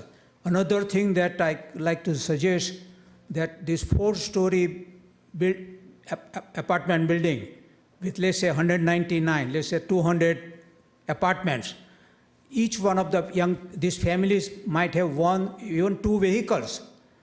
Can you imagine the traffic that will be subjected to, especially Deer Creek, Windridge Village, and all the surrounding communities? I humbly request you, sir, that, and I'm not against Myers. I love Myers. If they like to put their money and put a Myers grocery store, I welcome them. Just this is my personal opinion. But I think that as a planning commission, please reject this 4-story building. I think we should just go ahead with the grocery store. It can be Myers, it can be anyone, Bush, Joe Produce, anything. And I don't think we need more grocery stores, but we don't want to see the empty lot there too. We are lucky that at least Myers have come forward to put some kind of a grocery store like that, but no for the 4-story building. Thank you so much for your time. Thank you, Mr. Sarek. Good evening, sir. Hi, I'm Paul Nolta. I live at 19405 Stamford. A lot of the people whose property back up to this, to the proposed development, I live across the street from them. So when I walk out my front door, I can imagine seeing the 50-foot building over the tops of the trees. I want to thank the petition team for your presentation. I'm against this proposal for a lot of reasons that have already been mentioned, particularly the apartments. If Myra wants to open a store in an area that's going to be highly competitive, that's their prerogative. Quite honestly, I don't know anybody that'll shop at that location that doesn't already shop somewhere else. So, but again, that's your prerogative. Regarding the apartments, it was mentioned during the presentation, $2,400 would be the rent. Quite honestly, I don't know anybody that's going to pay $2,400 to live by a Meijer and a McDonald's. The walkability determination, I'm wondering about what data was used. It's because some of the locations were kind of far. And again, in the presentation, there was a nice, like a seating area, like at the corner of Farmington and 7 Mile. Quite honestly, I don't know anybody that's just going to stop and sit there. As a stakeholder in the neighborhood, it was mentioned that, you know, that we weren't considered in this proposal, and it backs up to our neighborhood. There's 14 adjacent properties. There were no photos in your presentation taken from the perspective of the neighborhood, nothing generated that would show what it would look like from our perspective. So we feel kind of overlooked. I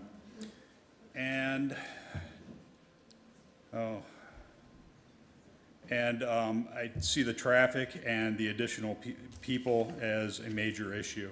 If Meijer is going to build a store there also, as far as noise considerations, maybe they should consider rotating it 45 degrees so the more infrastructure structures are facing more towards the McDonald's and less away from the residents.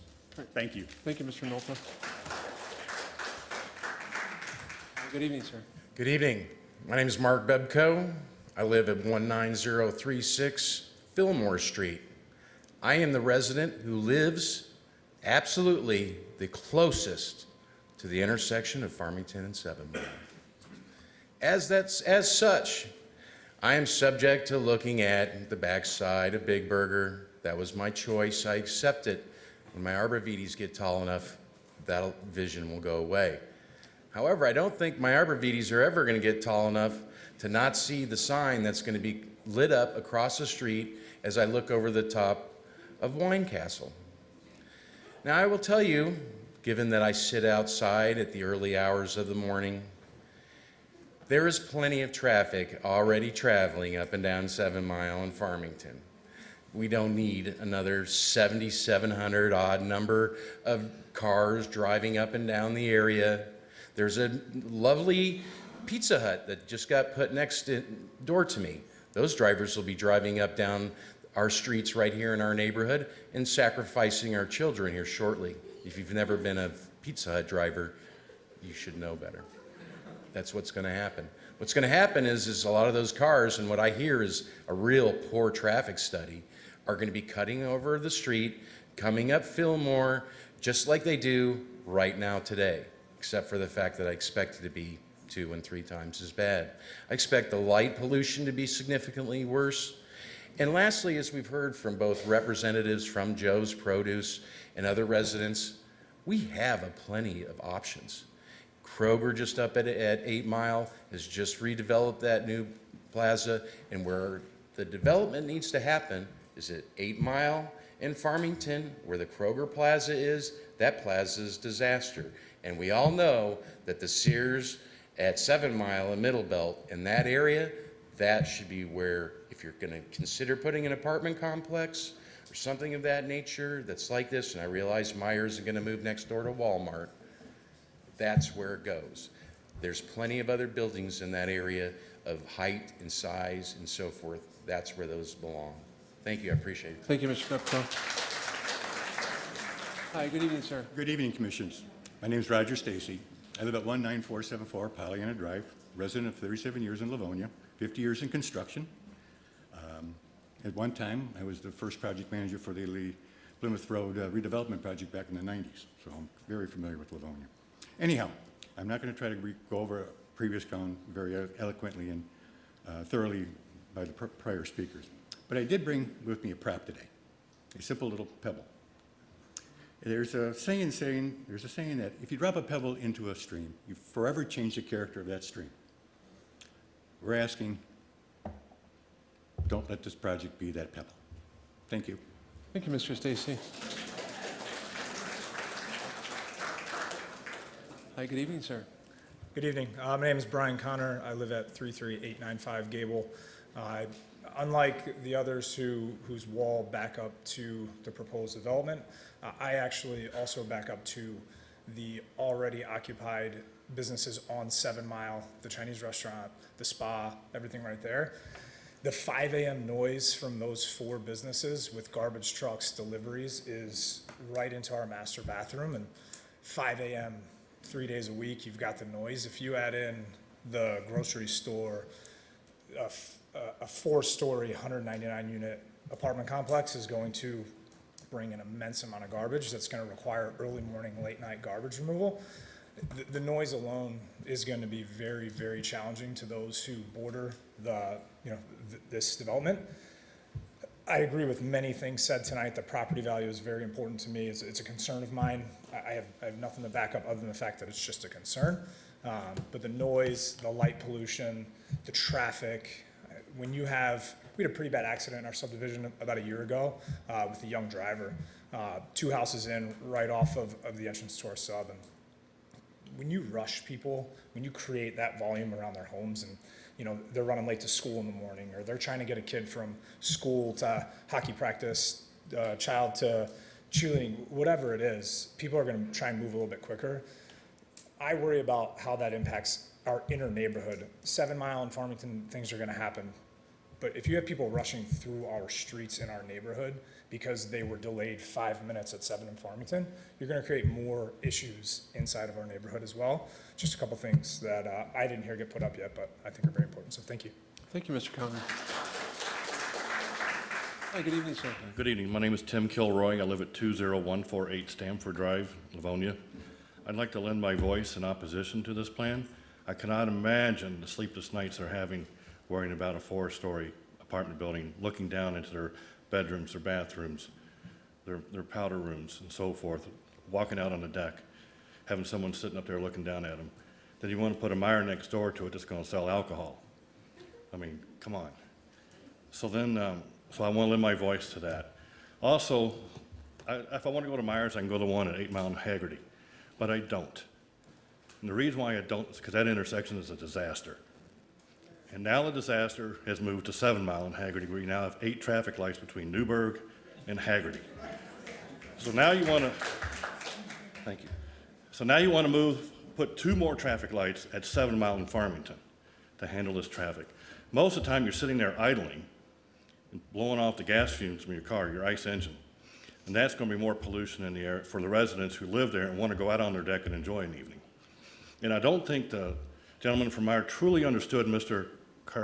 Sam's question about the traffic light and how that's going to affect the traffic in and out of the McDonald's, because it is going to have an adverse effect upon that if you just sit down and think about it. So I suspect the traffic study was a desktop study, as someone suggested earlier, and not coming out to the community and actually driving and seeing what's going on. And so I just want to lend my voice to the citizens here and say no to this project. It's the wrong project for the wrong place. Thank you. Thank you, Mr. Keller. Hello, good evening, sir. Good evening.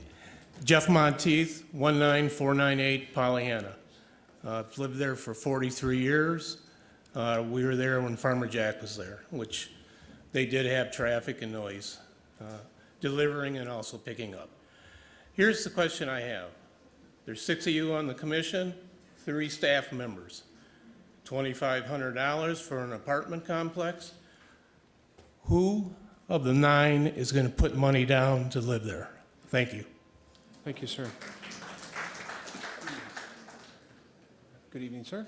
Good evening. It appears as though the only thing standing between you nice folks and a cold beer is me. You may be the last one. Indeed. Thank you so much. My name is Leslie Campbell. I live at 19369 Pollyanna Drive. A couple of my neighbors had mentioned a couple of incidents. One in particular was exiting the Windridge Village subdivision onto 7 Mile, taking a left turn to head east. Because right now, everybody who lives there, you understand the fact that you have to time the traffic coming westbound off of Farmington or eastbound from Gill. You actually have to time it in order to get out safely. It's a tragedy right now. And from what I heard, we've got another expected 7,700 cars per 24 hours in the increased traffic, which comes out to another 300 cars per hour, which just, it's a challenge today. It's death-defying.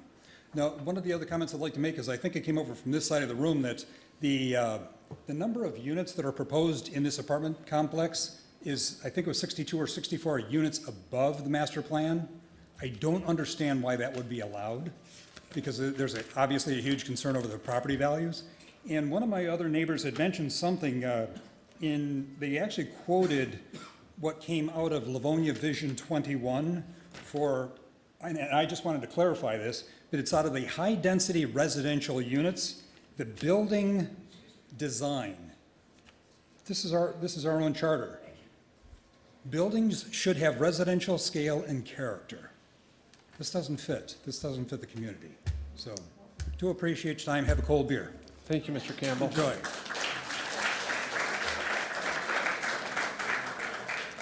With Mr. Campbell's final comment there, I'm going to give Mr. Shostak an opportunity to come forward as part of his team to make any additional comments that he would like. I do appreciate everyone's comments. The folks that are still here in our audience, I know some have had to leave because of either the hour or they're getting hot. Who knows what's going on? I understand.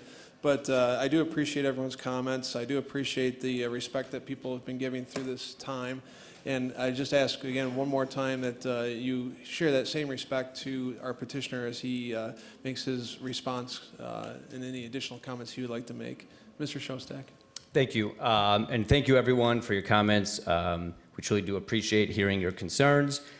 We do believe that we did fit into the mixed-use master plan. Mixed use, we thought density was something that was what the city was looking for in the Livonia 21 vision, and obviously the mixed use with retail and apartments, multifamily. Clearly, there's differing views and differing opinions from the crowd as well as some of the commissioners.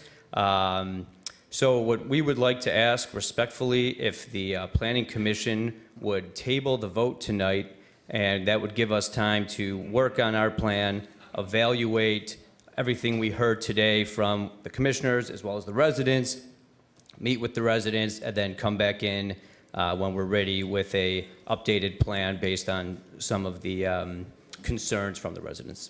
Thank you. Thank you, Mr. Shostak. All right, with that, is there any questions or comments from any of our commissioners for the petitioner or anyone else? No one on the commission with any comments? All right, if there's no other questions or comments from any of the commissioners, then a motion is in order. I'll make the Sure. motion.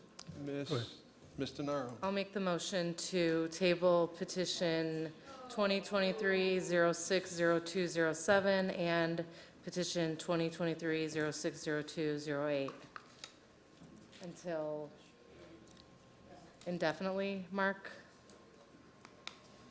Yeah, well, we can ask the petitioner if he has a date certain in mind. Otherwise, it would be tabled indefinitely. If it is tabled to a date uncertain, I should say, then notices will go back out to the community, alerting them or advising them as to when that meeting will take place, just so that everyone knows. Yeah, before that motion is fully made, because it does not have discussion, I do want to ask Mr. Shostak if there is a date that he has in mind, or if you would like it to be a date uncertain. He'll have to come forward, or Mr. Or anyone else. Yeah, so we're not sure what meeting we want to come back to right now at this point in time. Obviously, we want some time to reconsider where we're at with this, but it will be at least a month out before we would make any sort of resubmittal, so. Okay. Okay. All right. Ms. DeNaro, is that your motion then, is to make it to a date uncertain? To a date uncertain. Okay. And is there support for that motion? Support.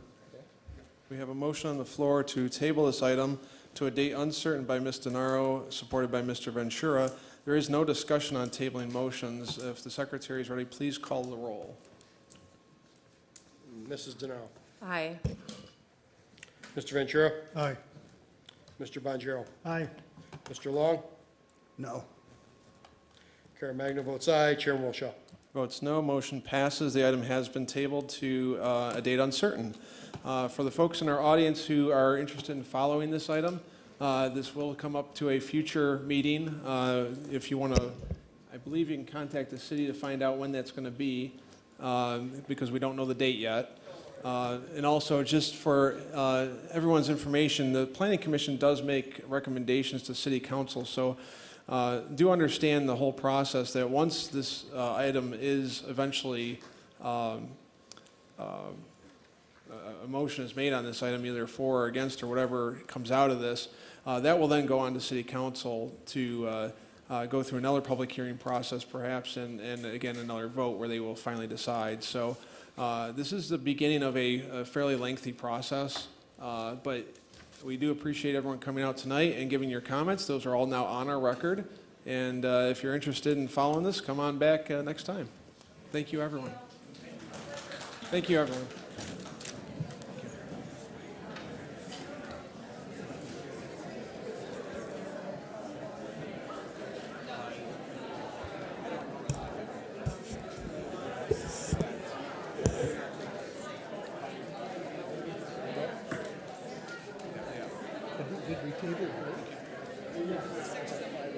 Folks, meeting's not over. No, it's not. It's not over. Meeting's not over, folks. It's not over. We still got other stuff to talk about. Not here. Meeting's not over, folks. If we could please, if you're going to exit, if you could please do so quietly. We've got to continue on with business. Thank you. Thank you. Thank you, everyone. The request was to table both items 3 and 4, so I think we're all set on both items. Both the STD, or the waiver use and the liquor license will be tabled. Sir, you have a question? I just hope I'm sure the board knows, and I hope the audience members that can hear me know that this is just beer and wine. It's just for beer and wine, not hard or high-proof liquor. Right. Thank you. Thank you, appreciate that. We'll give you a chance to make a full presentation on that when it comes back. Thank you. There's one item left on our agenda, approval of minutes. The approval of the minutes of the 1,201st public hearing and regular meeting held by the Planning Commission on July 11th, 2023. All members were present for that meeting. Is there a motion to approve? So moved. By Mr. Long, supported by Mr. Bonjero. That's Long and Bonjero to approve the minutes. If there's no objection, I think we can safely show 6 to approve those minutes. I see no objections. We'll mark that as 6. That takes us to the end of our meeting. Is there a motion to adjourn the meeting? So moved. By Ms. DeNaro. I'll support that. No, I don't have to. Give it to Dave. A lot of support. Give it to Dave. All right, we'll give it to Dave. All right, so that's DeNaro and Bonjero for a motion to adjourn. Again, if there's no objection, I think we can safely show 6 on that, and this will end the meeting for the Planning Commission tonight. I want to wish or thank our Channel 8 Livonia television staff, for their contribution to bringing this meeting to the community, and I want to wish a good night to the city of Livonia. Good night.